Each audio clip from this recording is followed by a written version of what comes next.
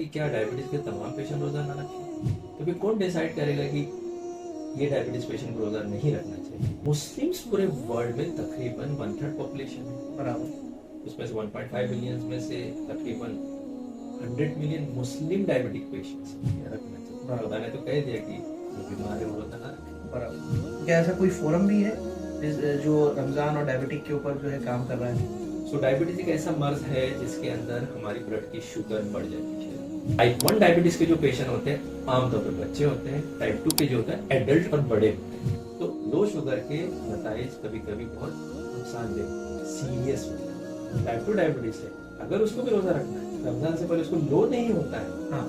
तो कोई डर नहीं, खाली हम उसका डोज एडजस्ट करेंगे। अगर उसकी शुगर रमजान से पहले कंट्रोल नहीं है तो पहले कंट्रोल करवाएंगे। डायबिटीज के सारे पेशेंट मेरे रमजान के पहले जो आते हैं उनको मैं 3 कैटेगरी में डिवाइड करता हूँ। बुनियाद क्या है? Sugar level. बराबर। किसी की शुगर एकदम वेल कंट्रोल है, कैटेगरी 1 एक कैटेगरी। और दूसरा कैटेगरी एवरेज कंट्रोल है। तीसरी कैटेगरी ये है कि जिसका पुअर कंट्रोल है, तो वेरी हाई रिस्क है, उनको कॉशियसली डॉक्टर को पूछ के ही रोजा रखें। और diabetic patient knows more, he lives more. जो ज्यादा जानता है तो ज्यादा उम्र जीता है।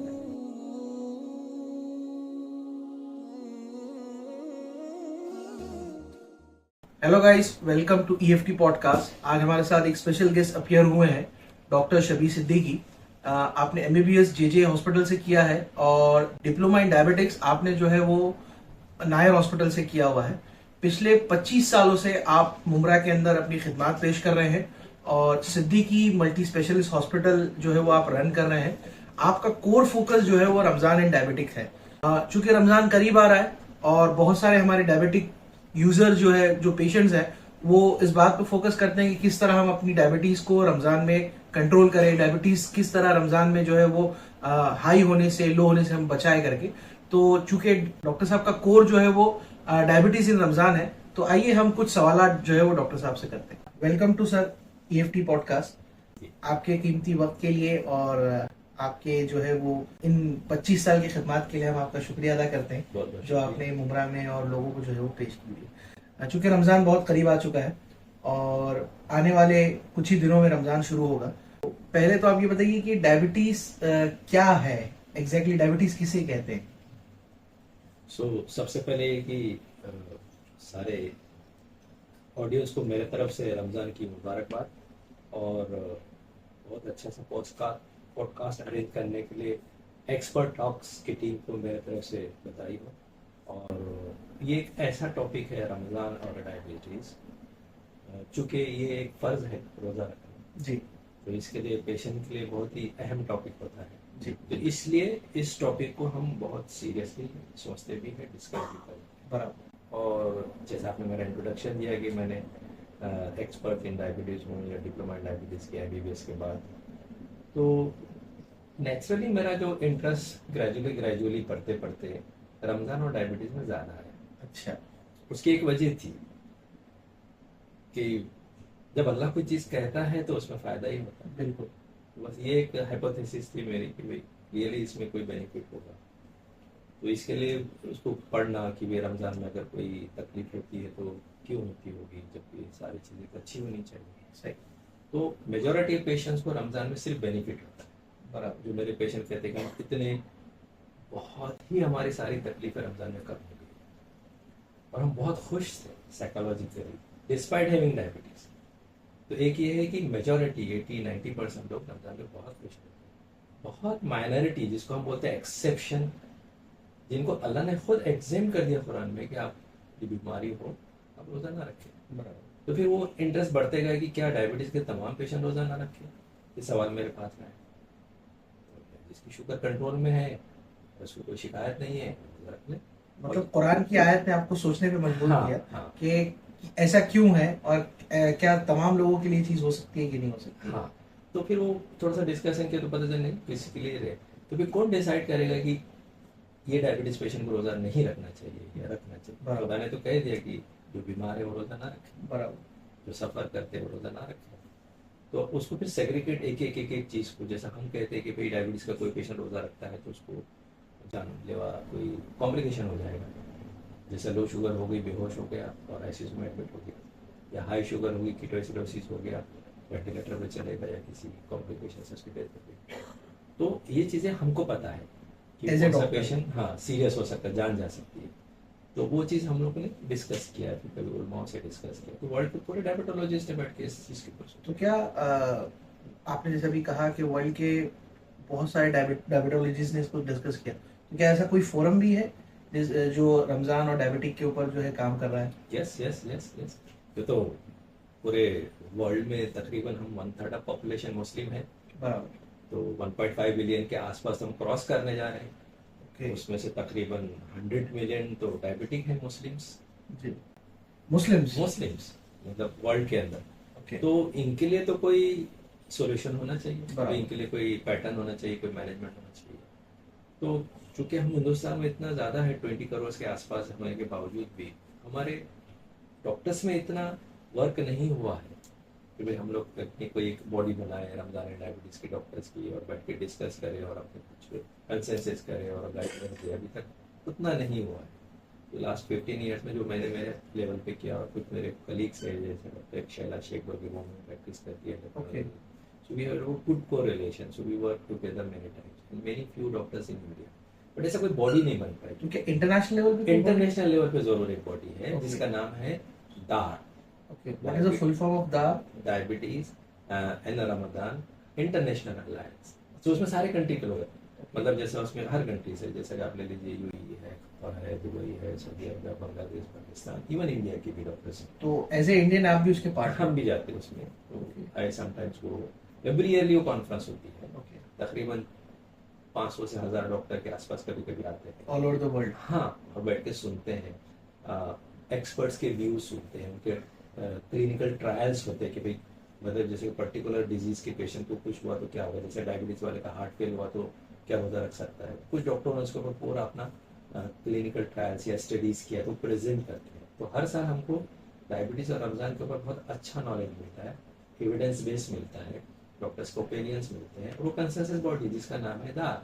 तो हर साल उसमें कोई ना कोई चीजें एग्जैक्टली जो नई चीजें आ रही नई होंगी। चीज रिसर्च होता है वो पब्लिक के सामने आता है। मिसाल के तौर पे एक जमाने में ऐसा था कि जिसको इंसुलिन लेता हो, मतलब जी। 90 हाँ, ये जो बॉडी है इसका सबसे पहला कौन था, मतलब अल्लाह के नबी सल्लल्लाहु अलैहि वसल्लम का जो दीन है वो तो 1400 साल पहले आया था। बिल्कुल। कुरान में आयत भी 1400 साल पहले आई थी। बिल्कुल। तो उसी टाइम पे कह दिया गया था कि जो बीमार है रोजा ना रखें। तो हर आदमी ने सोचा होगा, लेकिन एक वर्ल्ड लेवल पे एक बॉडी बैठ के कि भाई रमजान और डायबिटीज का कोई कंसेंसस करे जिसका नाम है IDF एंड दार, इंटरनेशनल अलायंस। IDF मतलब इंटरनेशनल डायबिटिक फेडरेशन, एक ऑर्गेनाइजेशन डायबिटीज पेशेंट के लिए काम करती है, और दूसरी है दार जो ये भी रमजान एंड डायबिटीज पे काम करती ओके, है। वो उनका इन जनरल काम है। इन दोनों ने बैठ के कंसेंसस बनाया। कोलैबोरेशन की। हाँ, तो इसकी जो शुरुआत हुई थी 97 में सबसे पहली कॉन्फ्रेंस हुई थी, ओके, और ये मोरक्को में हुई थी, कासाब्लांका जिसका नाम। और वहाँ कुछ छोटे छोटे ऐसे कुछ पॉइंट्स आए थे कि भाई कोई टाइप 2 डायबिटीज का पेशेंट है जो इंसुलिन नहीं लेता है, ओबेसिटी है, लीवर कंट्रोल है, बैलेंस शुगर है, रोजा रख ले। और उसी टाइम पे कुछ और पॉइंट आए थे भाई नहीं जिसकी शुगर बहुत ज़्यादा है, इम्बैलेंस है, और कोई कॉम्प्लिकेशंस है डायबिटीज़ के, या प्रेगनेंसी में डायबिटीज़ है, तो उन लोगों ने रोज़ा ना रखे। तो 97 में इसकी शुरुआत हुई थी ग्लोबल लेवल पे, एक जगह पे। फिर उसके बाद जो दूसरी कॉन्फ्रेंस हुई थी वो इजिप्ट में हुई थी, ओके, उसी टाइम पे। फिर उसके बाद फिर हुई थी बेरूत में हुई थी 99 में। फिर उसके बाद 2001 में ईरान में हुई थी। फिर इसी तरीके से सिलसिला चलता गया। तो ये सब डॉक्टर्स मिलते गए। Okay. ऐसा बहुत इतना ज्यादा हमारे इंडिया लेवल पे नहीं होता जितना, तो वो लोग जितना international level पे। मुस्लिम मेजोरिटी कंट्रीज है। तो एज ए डायबिटिक पेशेंट लोग ये जानना चाहते हैं कि रमजान शुरू होने से पहले हम अपनी डायबिटीज को कैसे कंट्रोल करें? ठीक है, this is a very good question. लेकिन उसके पहले थोड़ा सा मैं एक्सप्लेन ये कर दूं कि डायबिटीज क्या होती है। एग्जैक्टली, ओके, बराबर। सो डायबिटीज एक ऐसा मर्ज है जिसके अंदर हमारी ब्लड की शुगर बढ़ जाती है। लेकिन नॉर्मली सबके ब्लड में शुगर होती है, बराबर। एक रेंज है 60 और 140 के रेंज में शुगर चलती है। 60 के नीचे जाए तो लो हो जाती है, 140 के ऊपर जाए तो हाई शुगर शुरू होती है। सो डायबिटीज पेशेंट जिनकी फास्टिंग मोर देन 110 है और पीपी मोर देन 200 है खाने के बाद का, जिसे कहते हैं, ये दो शुगर हमारे डिस्कशन में कंटिन्यूस आएगी, fasting sugar and PP sugar. PP मतलब पोस्टमॉर्टम मतलब खाने के 2 घंटे के खाने के 2 घंटे बाद। सो डायबिटीज के अंदर ये दो शुगर की लेवल बढ़ जाने से उसको हम डायबिटीज कहते हैं। तीसरा एक टेस्ट है जो इंटरनेशनल लेवल पे जिसका नाम है HbA1c, वो पूरे 3 महीने का एवरेज दिखाता है ओके।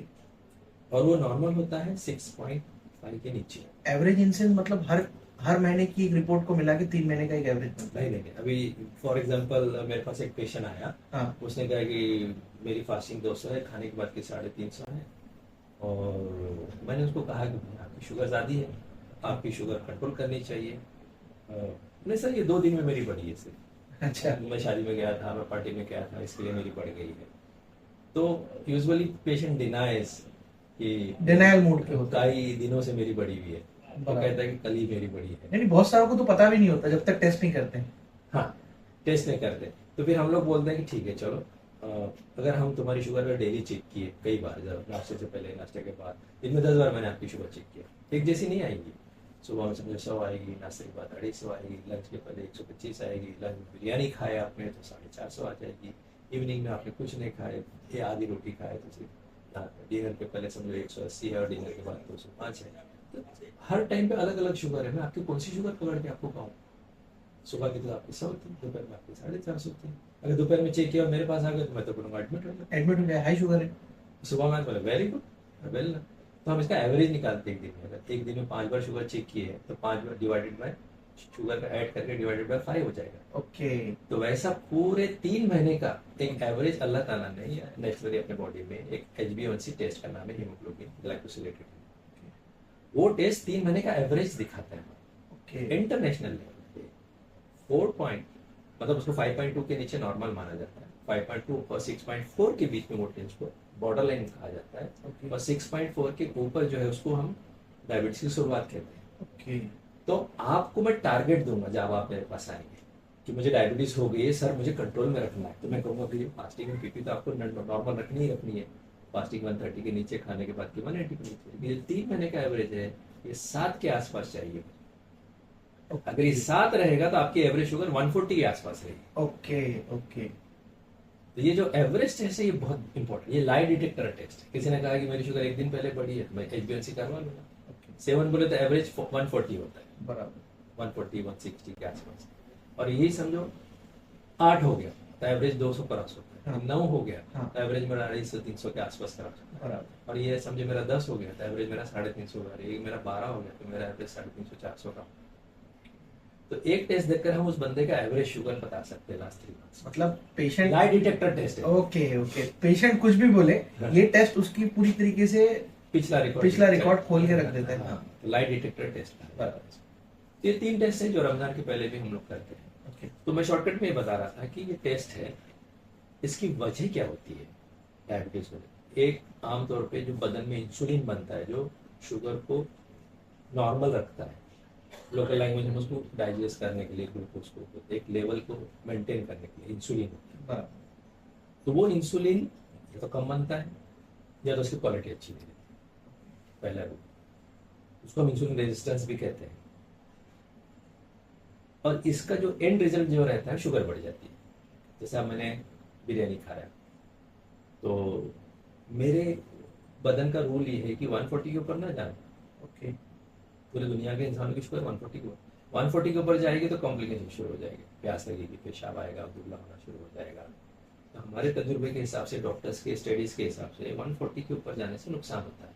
ये हमारा मुशाहिदा है, ये हमारा ऑब्जर्वेशन है। तो ये ऑब्जर्वेशन के मुताबिक हम ये कहते हैं 140 के नीचे रहने चाहिए। तो जब किसी का इंसुलिन, समझो कोई ज्यादा मीठी चीज खाया या कोई राइस का आइटम खाया तो उसके बदन में इंसुलिन के लेवल ज्यादा बनता है उसको डाइजेस्ट करने के लिए। बराबर।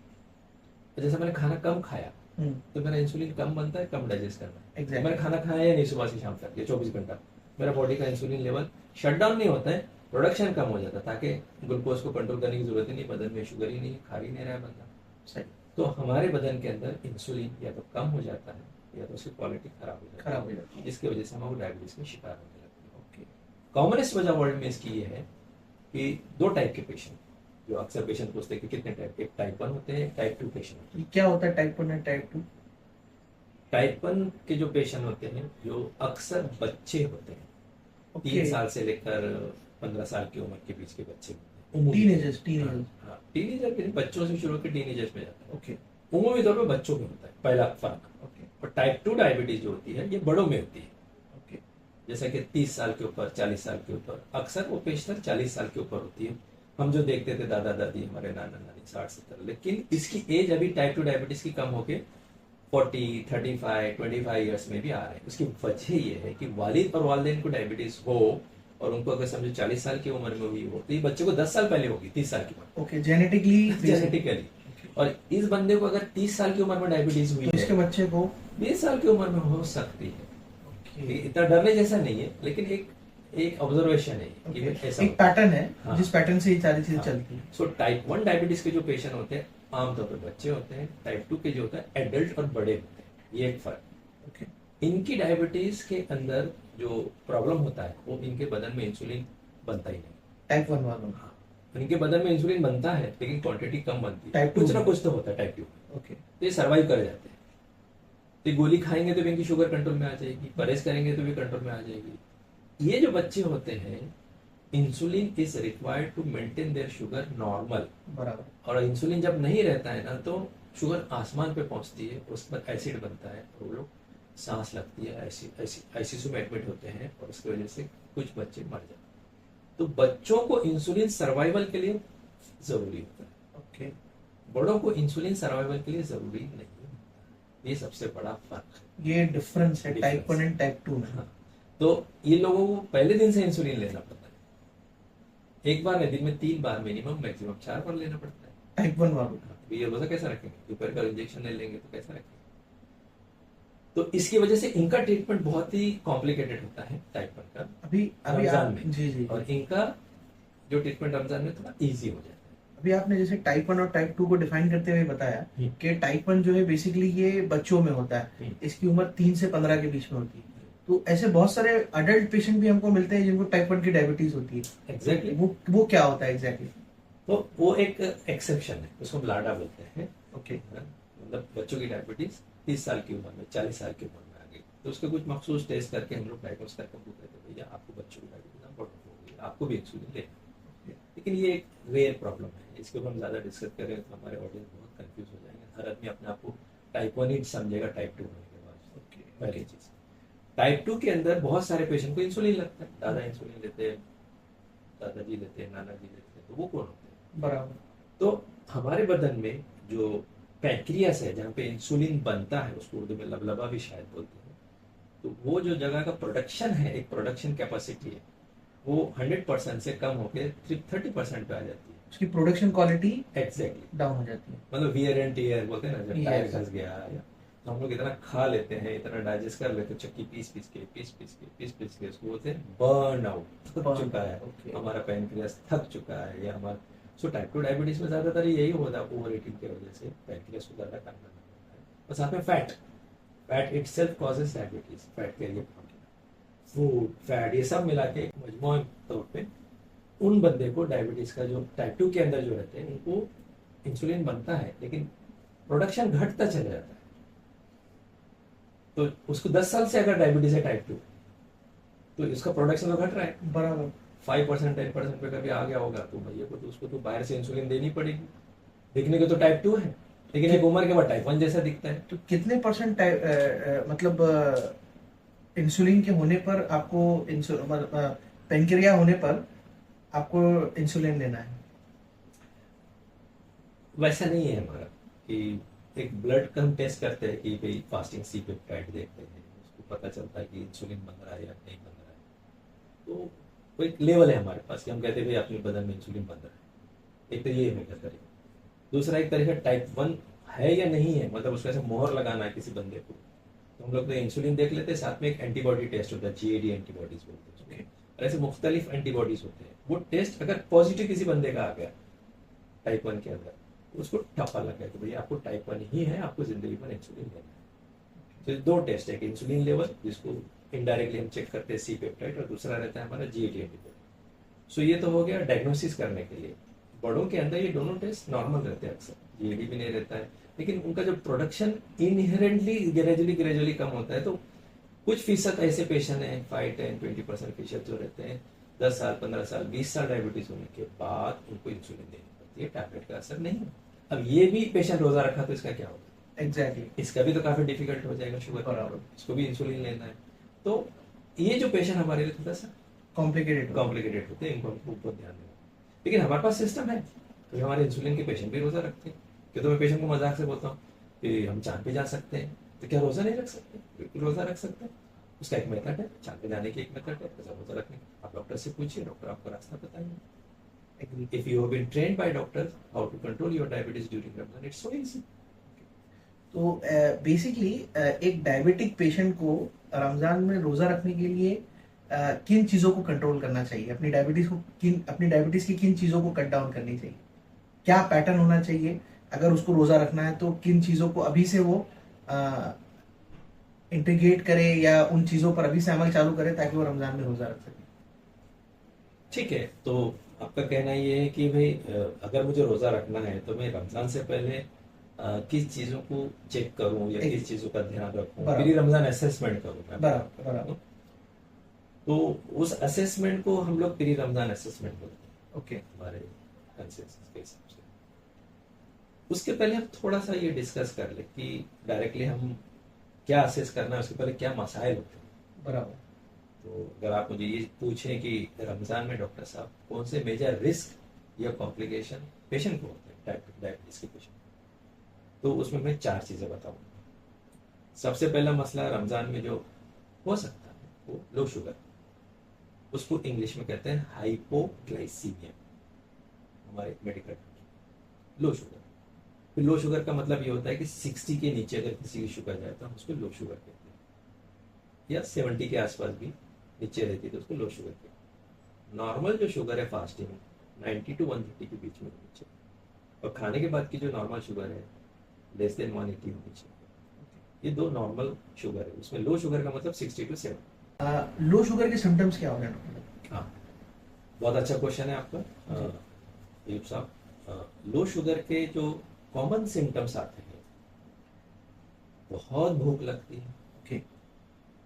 हाथ पैर कांपने लगते हैं, इस तरीके से शिवरिंग होती है, ओके। और एकदम ठंडा बर्फ की तरह पसीना आने लगेगा उसको। ओके। इसके अलावा और भी तकलीफ होगी, चक्कर आएगी, आँख के सामने धुंधला दिखेगा, हार्ट एकदम से फास्ट चलने जैसा फील होगा, पल्पिटेशन रहेगा। तो ये तो एक आम प्रॉब्लम है, कॉमन क्वेश्चन। इसके अलावा और भी औसाफ या सिम्टम्स को कहा जाता है कि अगर समझे मेरी शुगर 60 हो गई और मैंने 5-7 मिनट तक ध्यान नहीं दिया उसको, तो इसका असर मेरा धीरे धीरे करके ब्रेन पे होने लगता है, हार्ट पे होगा। जब ब्रेन पे होगा तो क्या होगा, ब्रेन को अगर ग़िज़ा नहीं मिलती है, शुगर ग़िज़ा है ब्रेन की, उसको ग़िज़ा नहीं मिली तो क्या होगा, ब्रेन सुस्त हो जाएगा, ड्राउजी होना शुरू हो जाएगा, चक्कर आनी शुरू हो जाएगी। काफ़ी देर तक अगर उसकी शुगर लो रही तो जाहिरी तौर पे वो कोमा में चला जाएगा। ओके। ओके, मतलब स्ट्रोक के खतरे हैं? स्ट्रोक नहीं कहते हैं उसको, कोमा मतलब कोमा। कोमा मतलब कोमा। तो उसको बोलते हैं low sugar hypoglycaemic coma. Okay. तो लो शुगर के नताइज कभी कभी बहुत नुकसानदेह होते हैं, सीरियस होते हैं, जिसकी वजह से पेशेंट को एडमिट हो जाता है। बट अक्सर पेशेंट ठीक हो जाते हैं। जब आके एडमिट होते हैं लो शुगर वाले पेशेंट बेहोशी की हालत में, तो हम लोग ग्लूकोज का इंजेक्शन देते हैं, 2 मिनट में उठ के बैठ के बात करते क्या होता, मुझे कहाँ लेकर आए, किधर से लेकर आए। So they have loss of temporary loss of memory, but उस टाइम पे ठीक हो जाते हैं। तो लो शुगर के जो मेन सिम्टम है, बहुत ज़्यादा भूख लगना, पसीना छूटना, और उसको घबराहट जैसी हो जाना, और एकदम वीक फील करेगा। अपने समझ में आ गया कि लो शुगर इस तरीके के सिम्टम्स होते थे। हमारे पेशेंट या अपने ऑडियंस को समझ में आ गया कि चलो ठीक है, तो इसमें इतना घबराने की बात नहीं है। हर पेशेंट की शुगर लो नहीं होती, पहली बात। तो रमजान में एक रिस्क है कि लो शुगर होने के, तो हम दोपहर का खाना मिस करते हैं, एक टाइम का मील मिस करते हैं। दूसरी चीज, बहुत सारे लोग सेहरी कम खा पाते हैं, आमतौर पर ऐसे ही कोई आधी रोटी खा लिया, कम खा लिया, तो कभी मसला रहता है। ये किसी का हार्ड जॉब रहता है, मेहनती काम है, किसी का कोई डॉक में काम करता है, कोई शिप में, कोई हार्ड इंडस्ट्री में करता है, इसको तभी सफर करना पड़ता है। सुबह उठ के 2 घंटा मुंबई रुक जाते हैं, उसमें भूख लग जाती है, फांसी जाते हैं, नाश्ता करना पड़ता है। रमजान में नाश्ता क्या करें उसका, सही। या यूरोप एंड अमेरिका में, ये यूरोपियन कंट्रीज में रहते हैं, नॉर्वे वगैरह, जहाँ पे फास्टिंग का ड्यूरेशन 16 घंटे 18 घंटे भी रहते हैं, वहाँ पे तो बहुत ही लो शुगर के चांसेस है, ड्यूरेशन बढ़ता है तो लो शुगर हो जाता है उसको। तो लो शुगर के जो मसले हैं ये डायबिटीज में हर एक को नहीं होते हैं, कुछ पर्टिकुलर लोगों को। एग्जैक्टली। आप पूछेंगे वो कौन लोग हैं? वो एग्जैक्टली वो जो लोग होते हैं कि एक स्टडी हुई थी वर्ल्ड में, ऐसे कई स्टडी हुई। तो सबसे पहली स्टडी जो रमजान में हुई थी उसका नाम था एपिडायर स्टडी, ओके। जो 2005 और 6 के दरमियान में आसपास हुई थी। आज से 20 साल पहले। हाँ, तो एपिडायर स्टडी में 12 से 13 कंट्री के लोग पार्टिसिपेट किए थे सर्वे में। ओके। और वो सर्वे जब सामने आया तो सबसे पहले वर्ल्ड का स्टैटिक्स आया कि रमजान में क्या होता है, लो शुगर कितने परसेंटेज की होती है, हाई शुगर कितने परसेंटेज की होती है, कॉम्प्लिकेशन वाले रोजा कैसा रखते हैं, रमजान में आदमी कितना घंटा सोता है, रमजान में कितना फिजिकल एक्टिविटीज चेंज होती है, बराबर। ठीक है, बीपी कितने लोगों को था, कोलेस्ट्रॉल कितने लोगों को था, लो शुगर कितने लोगों की हुई थी। एक बड़ा सा डाटा वर्ल्ड लेवल पहली स्टडी जिसका नाम था एपिडायर, उसका मैं भी एक हिस्सा था। ओके। मैंने मुमरा में बैठ के फाइल्स भरे थे, उस जमाने में इतना बड़ा आता था, बड़ा चार्ट उसमें बैठते बैठते फिलअप किया था। फिलअप किए थे। तो it was very interesting. Doctor Nadeem रईसबल के बॉम्बे में थे, वो के मेन इंडिया के इन्वेस्टिगेटर थे, हर कंट्री का एक इन्वेस्टिगेटर था। Okay. So first time organise Ramzan में क्या होता है कि स्टडी हुई। ओके। फिर उसके बाद हमारे सामने एक डाटा आया। क्या था वो डेटा में? वो डेटा ये आया था कि मुस्लिम्स पूरे वर्ल्ड में तकरीबन 1/3 पॉपुलेशन है, बराबर। उसमें से 1.5 बिलियन में से तकरीबन 100 मिलियन मुस्लिम डायबिटिक पेशेंट्स हैं। ओके। वर्ल्ड के जो एक्स नंबर है, X इसके अंदर नंबर। मुस्लिम का जो नंबर है 100 के आसपास, मिलियन के आसपास है। अब तो बढ़ गया होगा। वो 2020 तो का, डाटा, हाँ, वो 2005 का था। हाँ, और ना अभी तो 20 की बात कर रहा हूँ, जी। 16-17 के आसपास। तो number of Muslims are increase ना। बराबर। तो इतनी बड़ी तादाद में मुस्लिम लोग वर्ल्ड में मौजूद है, और उनका हमारे को उनको रोजा रखना है और ये उनके लिए फर्ज है। और उसमें से वो स्टडी में हमको ये मिला था कि तकरीबन जो टाइप 2 डायबिटीज के पेशेंट वर्ल्ड में जो 90% होते हैं, टाइप 1 सिर्फ 1% to 2% होते हैं, इसलिए हम टाइप 1 थोड़ी देर के लिए भूल जाते हैं, हम सिर्फ टाइप 2 पे ही ध्यान देते हैं, जो मेन पेशेंट है पूरे वर्ल्ड के 100 मिलियन टाइप 2 के पेशेंट्स हैं। तो ये जो पेशेंट थे वो एपिडायर स्टडी में पता चला कि 78% डायबिटीज पेशेंट रोजा रखेंगे। 78%। तकरीबन 80 मिलियन पकड़ लो, बराबर। सबसे बड़ी तादाद है। तो अब इनके बारे में हमको सोचना है कि भाई इनको कोई डायबिटीज से नुकसान ना हो, नुकसान हार्म ना हो, बस वो स्टडी से हम लोग ये एक आइडिया मिली। फिर उसके बाद सेकंड स्टडी एक वर्ल्ड में आई है, कौन सी? जिसका नाम था creed study, CREED, creed study. ये बहुत अच्छी और इम्प्रूव्ड स्टडी है। मिसाल के तौर पे उस टाइम पे हम लोग पहली बार कर रहे थे, हाँ। हम लोग जस्ट डाटा जमा कर रहे थे, लेकिन हमको बहुत सारी चीजें पता चली कि नहीं हमने ये गलती की, हमने ये गलती की। तो उस टाइम पे डाटा कलेक्शन बहुत अच्छे से किया गया, बहुत टारगेटेड पॉपुलेशन को किया ये गया। कौन से ईयर में हुई डॉक्टर साहब? ये गालिबन मेरे ख्याल से 11 के आसपास कुछ रही है, 2011 मुझे नहीं मालूम, बट क्रीड स्टडी उसके बाद में हुई है, ओके। एपिडायर के बाद में। एपिडायर। हाँ? तो ये स्टडीज के अंदर जो भी हमारे पास डाटा आया है कि जो हमको डर था कि बहुत पेशेंट की शुगर लो होती है, वो डर थोड़ा निकल गया। क्या ऐसी चीज सामने आई? कि उसमें ऐसा लगा कि सबकी शुगर ज्यादा लो नहीं होती थी, जिनकी लो होती थी उनके प्रॉपर हमको डाटा पता चला। सबसे पहले चीज, जो लो शुगर हुई थी उन लोगों की लो हुई थी जो लोग ज्यादातर इंसुलिन लेते थे। ओके। एक दूसरा ये पता चला कि जिनका ड्यूरेशन ऑफ फास्टिंग बहुत ज्यादा था, ओके। जैसे यूरोपियन कंट्रीज में कितने आवर्स? 16 आवर प्लस था उनका। ओके। और उनको जॉब पे जाना पड़ता है, okay. They can not avoid their job because they are staying in minority status. Okay. अरब में कैसा है कि वो लोग रात में पूरा ये करते, दिन भर सो भी जाते हैं। बराबर। So they are not in minority country, they are having majority country, so their schedule of job also changes. Okay. But minority countries में नहीं होता, यूरोप से हो गया। बराबर। तो एक वजह ये पता चलेगी उसके अंदर की जिनका ड्यूरेशन ऑफ ये ज्यादा था उनको ज्यादा लो हुई। फिर उसके बाद ये कि जो हम कहते थे कि जिसको past history of low sugar था, जैसा रमजान से पहले जिसकी हर हफ्ते में शुगर डाउन हुई थी, हाँ। ये बंदे की ज्यादा शुगर डाउन हुई। ओके, मतलब पिछले रमजान से पहले जिसकी शुगर डाउन हुई उस बंदे की 6 टाइम ज्यादा चांसेस है लो होने की। ओके। बनिस्बत उस बंदे के रमजान के पहले किसका लो हुआ ही नहीं। डायबिटीज है फिर भी लो नहीं होती ना। बराबर। अक्सर तो पेशेंट बिल्कुल हाई ही रहते हैं, बराबर। एकदम होते हैं ना वेल कंट्रोल, जिसको कहते हैं 7% HbA1c होना चाहिए, ग्लाइकोसिलेटेड हीमोग्लोबिन, फास्टिंग 130। वर्ल्ड के अंदर 20% पॉपुलेशन से ज्यादा लोगों का इतना कंट्रोल आता ही नहीं। 60% लोग एवरेज कंट्रोल में रहते हैं, और 10 to 20% लोग very difficult to control. Okay.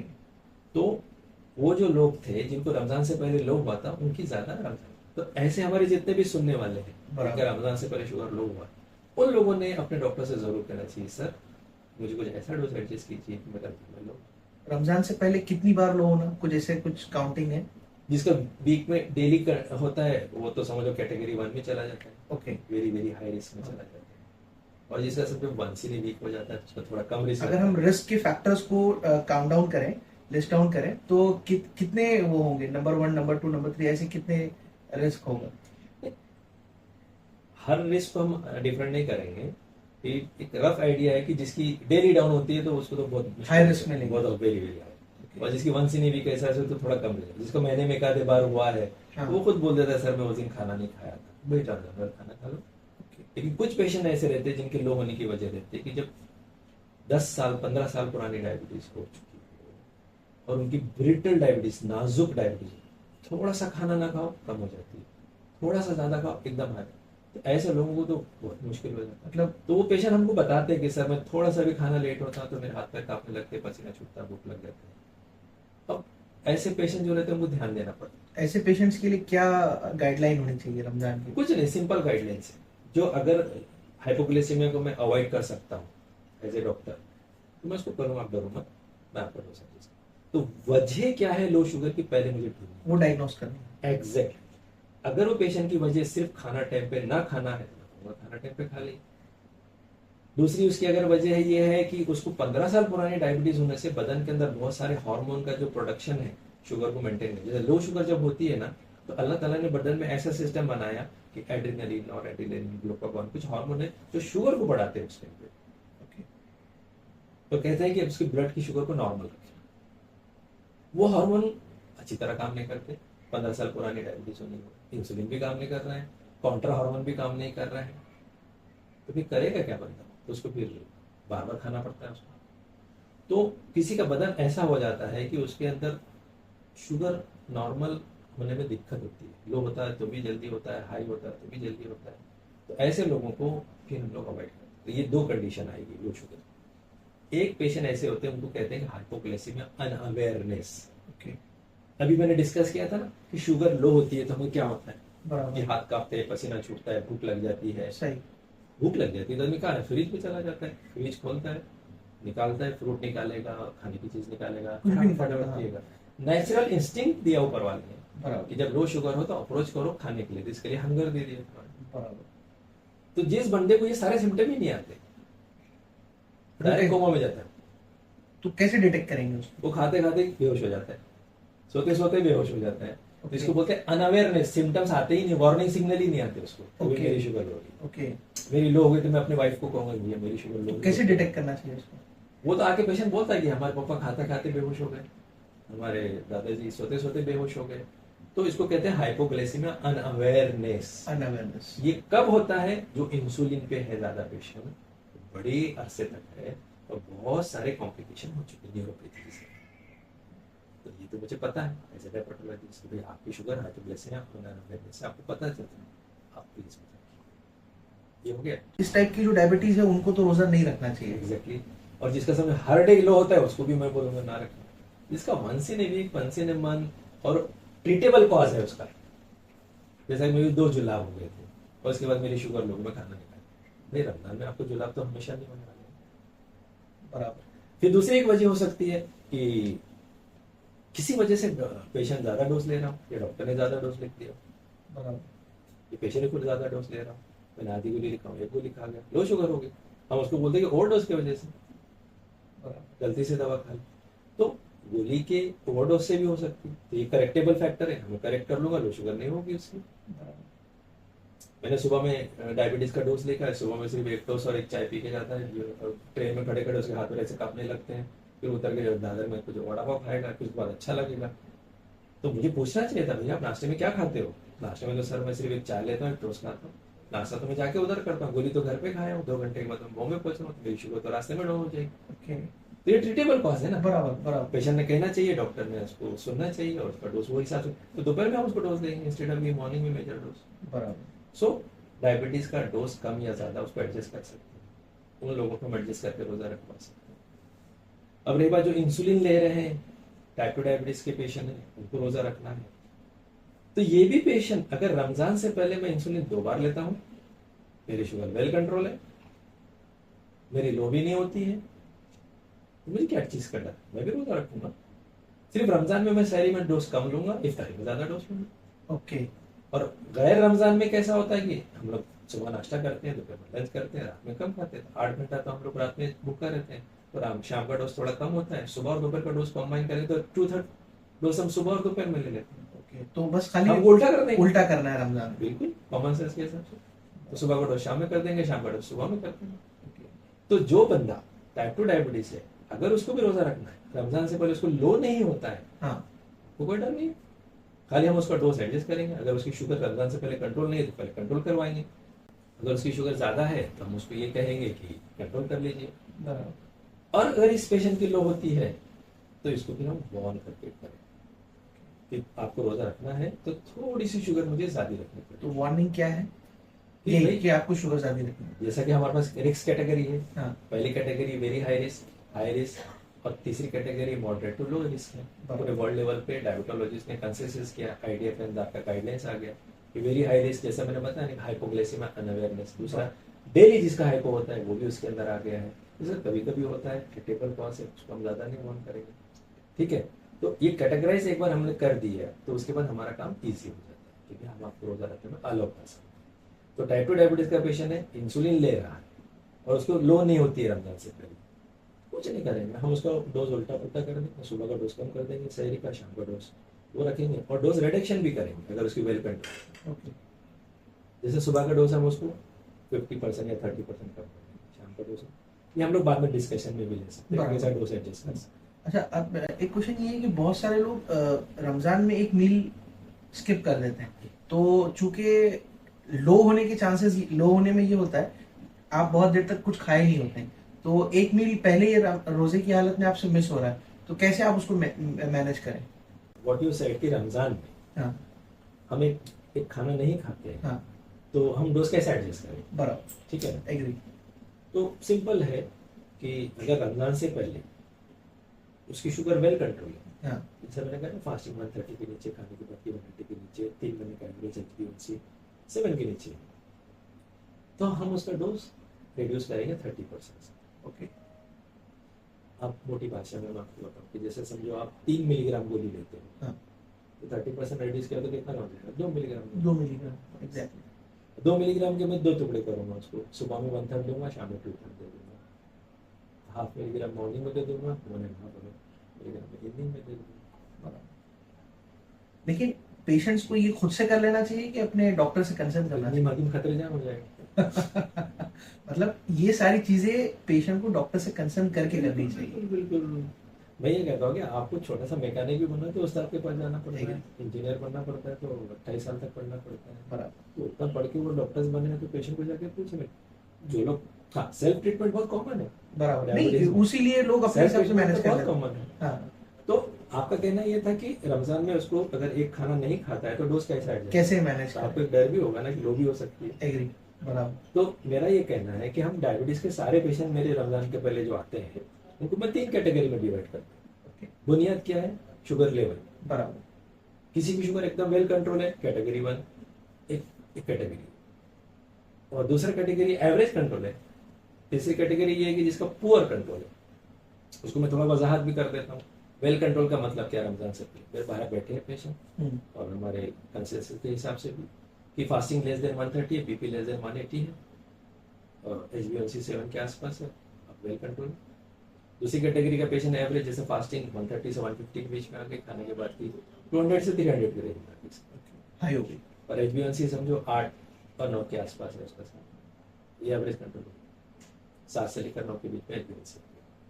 और तीसरी कैटेगरी ये है कि जिसकी शुगर, फास्टिंग शुगर 200 के ऊपर है और खाने के बाद की 300 के ऊपर है और HbA1c उसका 9% के ऊपर, ये पुअर कंट्रोल हो गया। बराबर। तीनों बोलते रोजा रखेंगे। कैसे मैनेज करना चाहिए? आप कैसे मैनेज करते हैं? तो अब उनके लिए मेरे पास अलग अलग डोज एडजस्ट, क्या प्लान्स है? उनके लिए अलग अलग डोज एडजस्ट। ओके। थोड़ी देर के लिए हम लोग मान लेते हैं कि उनको लो शुगर नहीं हो रही, कोई प्रॉब्लम नहीं, लो शुगर का दे आर ओके, बट एक ही प्रॉब्लम है कि किसी की या तो हाई है या किसी की एवरेज है, किसी की नॉर्मल है। नॉर्मल बंदे के लिए तो मेरे पास कोई ज्यादा प्रॉब्लम नहीं है। हम उसकी डायबिटीज की जो भी टैबलेट है या जो भी डोज है 30%, से लेकर 50% तक कम कर देते हैं। ओके, रिड्यूस कर देते हैं। एग्जैक्टली, तो एक मिल तुमने कहा ना कि मिस हो रहा है। मिस हुआ तो लो शुगर तो नहीं होगी, मैं डरा हूँ। बराबर। पहली चीज। दूसरी चीज, जो एवरेज कंट्रोल वाले रहते हैं उनका डोज में सिर्फ में 25% कम करूँ, 50 में। और जिसका पुअर कंट्रोल है, फास्टिंग 200, खाने के बाद 300, 9, अब उसका क्या किया जाए? तो अक्सर 2007 के आसपास या फिर वो 16 के आसपास हमारे जो गाइडलाइंस थे, क्योंकि ये दार आईडीएफ दार के जो गाइडलाइंस है ना, ये समझ लीजिए 16 के जो गाइडलाइंस थे उसके अंदर कि भाई हाई शुगर लगे तो ममनू करो, मना करो। टाइप 2 डायबिटीज का पेशेंट टैबलेट ले रहा है, शुगर हाई है, तो उसको मत करो, रोजा रखने से मना करो। 300 के ऊपर रहती है शुगर तो मना करो उसको। क्यों? हाई शुगर वालों को 3 तकलीफ होती है। बराबर। एक, प्यास बहुत लगती है, पेशाब बहुत आता है, और बहुत कमजोरियां। ओके। और रमजान में तीनों चीजें होती है। बराबर। अब पानी एक रोजेदार ये तीनों चीज डिहाइड्रेशन होगा, पानी की प्यास लगी, तो उसको इतनी प्यास लग जाएगी अनकंट्रोल डायबिटीज वाले को कि वो शाम तक बेहाल हो जाएगा। प्यास पेशाब, तो बोलेगा सर मेरे 10 रोजे चले गए, मेरे 15 रोजे चले गए। तो कहने का ये है कि उनको डिहाइड्रेशन हो जाएगा, तो इनको कंट्रोल करके रोजा रखें। तो ये लोग भी रोजा रख सकते हैं? अब वो जो बैठा है बाहर जिसकी शुगर हाई है, तो उसको मैं वार्न करूंगा कि आपको ये 3 तकलीफ हो सकती है। ओके। जब मेरे कंसल्टिंग में पेशेंट आते हैं, मैं सीधा उसको ये कहता हूँ कि देखो, रमजान में अगर शुगर लो हो तो भूख लगती है, हाई हो तो प्यास लगती है, दोनों हालत में आपको रोजा तोड़ने को दिल करेगा। पर आपको रमजान से पहले शुगर लो भी ना हो, हाई भी ना हो, इसके लिए आप अपनी शुगर कंट्रोल करके उसको कर लो। चूंकि अब आए हैं एंड में मेरे पास, आपको तो 1 महीना पहले आपको रमजान की तैयारी करनी चाहिए। बराबर। तो उस टाइम पे उसको वार्न करना पड़ता है कि भैया आप अपनी शुगर नॉर्मल कर लीजिए, नहीं तो आपको प्यास पेशाब ज्यादा लगेगी, हो सकता है आपके रोजे जाएंगे, रोजे जाना आपके लिए मुनासिब नहीं। तो कैसे वो नॉर्मल करेगा? अब हम तो बोल दिए उसको, हाँ, गाइडेंस के हिसाब से बोल दिया, तो वो बोलता है कि ठीक है मुझे कुछ रास्ता बताओ। बराबर। तो जो डोज ले रहा था उसमें रिड्यूस ही नहीं करूँ, जो डोज ले रहा था वही डोज चलो। ओके। एक मील मिस होने के बाद भी आप कहेंगे कि वही डोज लो? क्यों? तो उसको वो डोज से फायदा ही नहीं हुआ ना, तो एक मील माइनस होने से वो डोज काम करने लग गया। So no change of any medication if somebody is poorly controlled before Ramadan. That is my mostly pattern of treatment. तो इन लोगों के लिए वर्ल्ड में ज्यादा कोई पैटर्न ही नहीं था। इनके लिए तो डायरेक्ट मना है इनके कि लिए आप मना रखो ही है। मत करें। तो फिर ये जो मेरा जो कयास था, मेरा जो हाइपोथेसिस था कि कुछ तो होना चाहिए कि बराबर। तो 2016 में जो क्रेड स्टडी उसके पहले जब आने लगी, और क्रेड स्टडी में ये भी पता चला कि जो वेरी हाई रिस्क कैटेगरी के पेशेंट थे, जो 3 कैटेगरी मैंने बताया, very high risk, moderate to low risk, ये 3 ही कैटेगरी के पेशेंट पूरे में। ओके। तो उनका कहना है कि इन दोनों पेशेंट ने रोजा रखे क्रेडिट स्टडी के अंदर, रिस्क वालों ने और मॉडरेट वालों ने। लो वाले ने भी, वेरी हाई वालों ने। ओके। वेरी हाई वाले ने कितने रोजे उसके छूटे? 5, 25 हुए। हाँ, और लो रिस्क वाले के सिर्फ 3 छूटे। ओके। तो डिफरेंस कितना है? बहुत माइनर डिफरेंस है, 3-4 रोजे का डिफरेंस है। तो उन्होंने कहा कि इतना कोई बकेड़ा नहीं है वेरी हाई शुगर की वजह से। पहली चीज तो ये। बराबर। तो उनको कहा कि नहीं, अगर पेशेंट इंसिस्ट करता है, रखना चाहता है, तो उसको बताओ, वार्न करो और रोजा रखो। बराबर। अब उसको वार्न करने के लिए क्या कहा? एक्सपर्ट ने राइट साइड में लिखा है कि भाई क्या करना चाहिए अगर किसी पेशेंट की शुगर हाई है, अगर वो इंसिस्ट करता है, सबसे पहले डॉक्टर से मशवरा लेना चाहिए। दूसरा, उसको एजुकेशन लेना चाहिए कि हाई शुगर है, अगर तेरे को बहुत प्यास लगी, बहुत पेशाब आया है, और या फिर देखो कीटोन्स बनना शुरू हो जाते, आपको रोजा तोड़ना है। Ready to break your break the fast. Fast. आपकी लो शुगर होती है तो भी आपको ब्रेक करना है, बराबर। आपकी हाई होती है तो भी ब्रेक करना है, और ये भी हो सकता है कभी कि डिसकंटिन्यू कर देना बचे हुए सारे रोज। और शरीयत भी इस बात की इजाजत देता है। शरीयत तो ये कहता है कि अगर आप बीमार है तो आप रोजा ना रखिए, ना रखें। वाज़ेह तौर पे कुरान क्या है, बराबर। आप अगर जब पढ़ के सुनाएंगे या अपने ऑडियंस को दिखाएंगे स्क्रीन के ऊपर तो ईजी हो जाएगा। तो ये है कि हम उसको बताएंगे कि भाई ये चीज़ें आपको करना है। सबसे पहले चीज़ उसको डॉक्टर से मिलना अगर हाई शुगर है।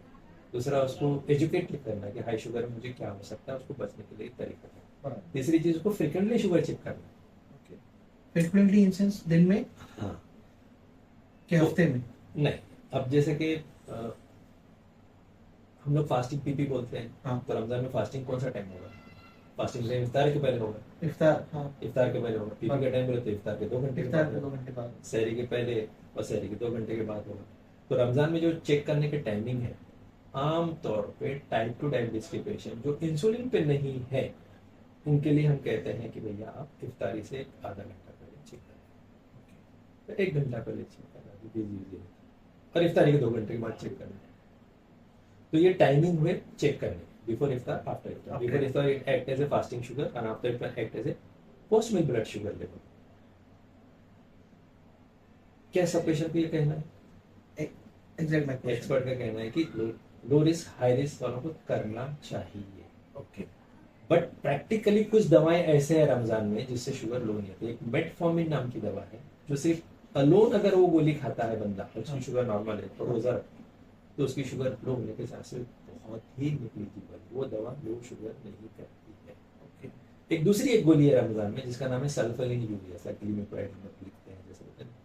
तो वो गोली हाइपोग्लाइसेमिक ड्रग है, मतलब वो ड्रग शुगर लो करती है। ओके। ज्यादा डोज देंगे तो लो कर देगी, ओके। अच्छे से डोज देंगे तो नॉर्मल करेगी, हाई से नॉर्मल करेगी। तो कुछ दवाओं से लो शुगर हो सकती है। अगर वो दवा खा रहा है तो बंद कर दें? बंद नहीं करना है। ओके। आपको तो दवा लेनी है क्योंकि आप रमजान के पहले 2 गोली खाते थे, रमजान में दोनों गोली बंद कर दी तो रमजान में तो बढ़ जाएगी। तो हमारा फंडा वही है कि अगर आप वेल कंट्रोल है तो 1/3 डोज रिड्यूस कर देंगे 50%, या फिर तो एवरेज कंट्रोल है तो आपका 30% कंट्रोल रिड्यूस कर देंगे। अगर पुअर कंट्रोल है डोज ही कम नहीं करेंगे, दवा वही कंटिन्यू करेंगे रमजान। ओके। लेकिन आपको हम थोड़ा सा वार्न करें, आपकी जो दवा चालू है कभी कभी लो हो सकती है, आप चेक कर लीजिए इफ्तारी से, ठीक है। बराबर। तीसरे जो इंसुलिन हमारी दवा है तो सबसे इम्पोर्टेंट दवा है, बराबर, उससे तो और भी लो हो सकती है। बराबर। तो जो बंदा इंसुलिन ले रहा है रमजान में उसको तो शुगर चेक करना 4 बार फर्ज है। सहरी से पहले, सहरी के बाद, इफ्तारी से पहले, इफ्तारी के बाद। तो जितनी शुगर उतना डोज हम उसको एडवाइस करते हैं। ओके। ओके। जैसे सहरी के पहले 100 है तो डोज में कितना लो, और सहरी से पहले 300 है तो कितना डोज लो। बराबर। तो जितनी शुगर उतना डोज सहरी के पहले, इसलिए उसको सहरी के पहले चेक करना है, फिर डोज एडजस्ट करना है। इफ्तारी के पहले चेक करना है, इफ्तारी के टाइम पर डोज एडजस्ट करना है। तकरीबन हमको 4 बार करने के लिए जो लोग इंसुलिन, तो इनको फायदा क्या होगा? इनको फायदा ये होगा कि इनकी शुगर लो भी नहीं होगी, हाई भी नहीं होगी, मेंटेन रहेगी। तो जो लोग इंसुलिन शुगर चेक करते हैं ड्यूरिंग रमजान, उनकी शुगर फ्लक्चुएशन कम होता है, लो शुगर के चांसेस कम होता है, हाई शुगर के भी चांसेस कम होता है। तो रोजे उनके पूरे होने के चांसेस आप ड्यूरिंग द रमजान मॉनिटरिंग करते हैं एग्जैक्टली, तो आप सेफ रहते हैं। बिल्कुल सेफ रहते हैं। लेकिन ये सारे पेशेंट के लिए कहना कभी डिफिकल्ट है। बराबर। अक्सर हमारे पुअर पेशेंट के पास तो मीटर ही नहीं होता है, दूसरा उसके पास टाइम ही नहीं होता है। सही। तो मेरी कभी लो नहीं तो मैं क्यों चेक करूँ? सही। 90% पेशेंट तो ऐसे होते हैं, डॉक्टर साहब मुझे कुछ होता नहीं तो मुझे क्यों इरिटेट कर रहे हो? ऐसे पेशेंट के लिए क्या करें? तो जो मेरा प्रैक्टिकल है कि इंसुलिन वालों को तो मैं बहुत ही प्यार से समझाता हूँ, ले लो, जब चेक कर लोगे तो डोज मैं एडजस्ट करने के बाद मैं आपको सिखा दूंगा, उसका नाम है सेल्फ मैनेजमेंट ऑफ डायबिटीज। तो डॉक्टर सिद्दीकी तुम्हारे घर में बराबर। तो आपके लिए इजी हो गया कि मैं सर ने सिखा दिया। वर्ल्ड लेवल पे हमारा यही कहना है कि a diabetic patient knows more he lives more, जो ज्यादा जानता है वो ज्यादा उम्र जीता है। तो हमारा काम है डायबिटीज पेशेंट को सिखाना। एक बार हमने उसको सिखा दिए तो इंसुलिन वाले तो 100% रखें, और जिसके पास मीटर नहीं है और जिसकी शुगर के चांसेस लो होने के चांसेस नहीं है, मैं ये कहता हूँ या मैं फॉलो करता हूँ लास्ट मेरी ऐसे कि उनको तीसरे रोजों को मेरे हॉस्पिटल में बुलाता हूँ रोजे की हालत में 12 से 4 के दरमियान। और उस टाइम पे मैं उनकी एक रैंडम शुगर चेक कर लेता हूँ। और घर पे अगर पेशेंट की कोई मीटर है तो उसको बोलता हूँ कि तीसरे रोजे को आप शुगर इफ्तारी के पहले चेक कर लो, इफ्तारी के बाद चेक कर लो, मुझे लाके चौथे रोजे को। तो मुझे सब आइडिया आ रहा है कि विदिन 3 डेज ये बंदे की शुगर इफ्तारी के पहले घट रही है, बढ़ रही है, बढ़ रही है, घट रही है। तो मेरे कंसल्टेशन जब करेगा तो मैं क्या कर लूंगा, उसका डोज बढ़ा दूंगा। मैं घट रही तो घटा दूंगा, घट रही तो घटा दूंगा, और बढ़ रही तो बढ़ा दूंगा। तो आगे के जो रोजे हैं हाई में नहीं चलेंगे, लो में भी नहीं चलेंगे। और फिर बाद 10वें रोजे को बुलाता हूँ, फिर 20वें रोजे को बुलाता हूँ। तो उनका एक डॉक्टर के पास गए, उसकी मशीन से चेक कर लिए, तो डॉक्टर ने डोज एडजस्ट कर लिया, मशीन खरीदने की भी जरूरत नहीं, कोई मसला नहीं, अपने कोई मन की बात है डॉक्टर को बता दिया, डॉक्टर ने भी उसको कुछ बताना। तो ये तो हो गया कि एक टाइप 2 डायबिटीज के पेशेंट जो टैबलेट पे है उनको 3 कंसल्टेशन, लेकिन अक्सर पेशेंट कम आते हैं, ज्यादातर पेशेंट 3rd रोजे को आ जाते हैं। ह्यूज रश रहता है और समझ में भी आता है, पेशेंट मानते भी है, सुनते भी है। दूसरे ऐसे पेशेंट हैं कि जिनको फ्रिक्वेंटली लो होती है, उनको तो करना ही पड़ेगा शुगर टेस्ट। मशीन खरीदना कोई चाहिए। ऑप्शन नहीं है। हाँ, करना चाहिए। अगर उन्होंने से बोला कि नहीं मैं मीटर भी नहीं खरीदे होऊंगा और मेरी शुगर लो भी है, मैं रोजा भी रखूंगा, तो उसके लिए एक ऑप्शन तो अलाउ नहीं करेंगे, लेकिन ये ऑप्शन रहता है कि थोड़ा हाई शुगर रख देते हैं। तो low sugar can kill a person also. बराबर। इसके लिए बहुत सारे लोग जिनके एकदम बहुत टाइट शुगर कंट्रोल में रखी थी उनको नुकसान भी हुआ, जैसे हार्ट का पेशेंट, किडनी फेल का पेशेंट। इन लोगों की बहुत टाइट कंट्रोल में रखने से कभी कभी लो शुगर होती है, लो शुगर होने से इनको नुकसान भी होता है। वर्ल्ड में इनको रिलैक्स करने के लिए, जो हार्ट फेल है, किडनी फेल है, इनकी शुगर थोड़ी सी हाई रखने के लिए कहा गया। बराबर। तो ये हुआ कि डोज एडजस्ट करना और मॉनिटरिंग के बाद। तो हम लोग डिस्कस कर रहे थे कि लो शुगर, बराबर। लो शुगर की वजह भी बता रहे थे, कौन से पेशेंट ऐसे जिनकी शुगर लो हो सकती है।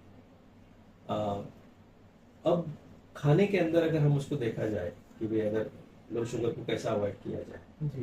तो खाने में ये रहता है कि सहरी हम ये कहते हैं कि ऐसा फूड खाए जो जल्दी से डाइजेस्ट ना हो। आपको 12 घंटा भूखता रहना है, 14 घंटा भूखता रहना है। मतलब तो ऐसा फूड सस्टेनेबल सस्टेन्ड फूड हो जो ज्यादा देर तक आपको शुगर दे या फिर एनर्जी दे, जिसको कहते हैं। तो हम कहते हैं कि भाई गेहूं का कोई रोटी वोटी खा लो, जी। वो आपको थोड़ा लंबे अरसे तक तुमको शुगर प्रोवाइड करेगा। तो आपको भूख नहीं लगेगी, लो भी नहीं होगी। बराबर। दूसरा है कि प्रोटीन थोड़ा सा ले लो, ओके। उससे भी थोड़ा लंबे देर तक आपको। और रही बात थोड़ा सा फैट अगर ले लिया कहीं गोश्त या फिर ऑयल का आइटम में, तो थोड़ा सा सैटिस्फैक्टी उससे भी आ जाती है। अंडा वगैरह, एग वगैरह। हाँ, या नॉन वेज थोड़ा सा ले लिया उसमें। लेकिन अगर सिर्फ उसने कार्बोहाइड्रेट ही लिया शहरी पे, ओके।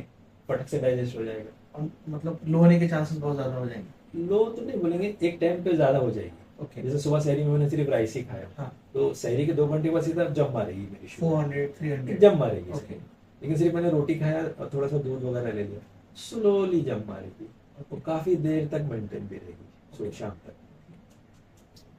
समझे? तो राइस से बढ़ेगी भी फास्ट, घटेगी भी बाद में फिर फास्ट, ऐसा भी हो सकता है। ओके। तो कार्बोहाइड्रेट तो लेना है, लेकिन कोशिश ये करना है कि थोड़ा सा प्रोटीन का आइटम भी हो या सस्टेनेबल हो। तो इसलिए अक्सर रोटी शरीर में खाने के लिए, कि पेशेंट बोलते हैं कि हम चाय पिए, दूध पिए, बिना शक्कर चाय बिना इसका दूध कोई प्रॉब्लम नहीं। थोड़ा सा सैरी पेट भर के खाना भी तो सुनना है। बराबर। वैसे डायबिटीज का डॉक्टर भी कहेगा पेट भर के सैरी आप इतनी खा लो कि आपकी। अब फिर जो कैलोरी कॉन्शियस जो पेशेंट है, जो वेट लॉस के ऊपर है या फिर वो ज्यादा कैलोरी कॉन्शियस है, तो फिर उनके लिए तो फिर एक डाइटिशियन का एक टेलर्ड कैलोरी डाइट होता है, पूरा चार्ट तैयार प्रॉपर होता है, फिर उनको दिया जाता है। लेकिन एक आमतौर पर जिन लोगों के जो होते हैं ना, कि भाई ऐसा चीज ना खाए कि जिससे एकदम हाई भी हो जाए और ना एकदम से लो भी हो जाए। तो ये हो गया सहरी का समय। इफ्तारी में जैसे लो शुगर को अवॉइड करना है, तो पूरी दुनिया में तो दबा के होती है इफ्तारी। इफ्तार तो सबसे ज्यादा होती है। इफ्तार तो बहुत ज्यादा होती है। तो उसमें समझ लीजिए कि भाई शरबतें भी है, फिर उसके साथ फिर फ्रूट्स के भी है, देन फ्राइड आइटम भी है, फिर देन स्वीट आइटम भी है, फिरनी है, कॉम्बिनेशन है, कॉकटेल है पूरा, सब कुछ मिलेगा। बराबर। तो इफ्तारी के टाइम पे लोग के चांसेस बहुत कम होते हैं, until unless really dose is very high और पेशेंट इज नॉट टेकन। तो अब इफ्तारी में अगर मैं किसी पेशेंट को कहूँ कि अभी मेरे पास तो 2 ही मसले हैं, हाँ। हाई शुगर और लो शुगर। अगर किसी के हाई है, रमजान से पहले वो रोजा रख रहा है, तो मतलब इफ्तारी में ऐसा आइटम ना खाए जिससे शुगर बढ़ सके, जम कर सकती है। तो 2 खजूर खाने के लिए हम दे देते हैं उसको। फिर नींबू पानी पी लो, थोड़ा सा उसमें शुगर ऐड कर सकते हैं, लेकिन कुछ तो देना पड़ेगा। हाँ। और नहीं तो फिर कलिंगर का जूस, उसमें कैलोरी कम रहती है, या तो फिर घर का बना हुआ फालूदा, लीस्ट शुगर। ठीक है, लेकिन एक छोटी सी प्लेट में फ्रूट जरूर दे देंगे, सारे फ्रूट्स के। बट इतना 20 करोड़ मुस्लिम्स हैं इंडिया में, अगर आप देखा जाए तो इसमें से डायबिटीज के पेशेंट अगर 8% या 10% भी पकड़ेंगे, तो तकरीबन मेरे ख्याल से 1-2 करोड़ के आसपास तो हो ही जाएंगे। सही। 1-2 करोड़ को तो ऐसा कुछ फार्मूला और फलसफा देना पड़ेगा जो इजीली डुएबल है इफ्तारी के अंदर। तो एक छोटी सी प्लेट में मुख्तसर से आपको फ्रूट के सबके 2-2 टुकड़े ले लें, सेब संतरा जो भी किया, और वो खा लें।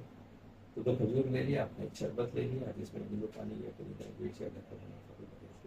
साथ में एक प्लेट फ्रूट ले लिए। और जो जंक फूड है जो अक्सर जो खाते हैं, अब उसको 2 कैटेगरी कर दिए हैं।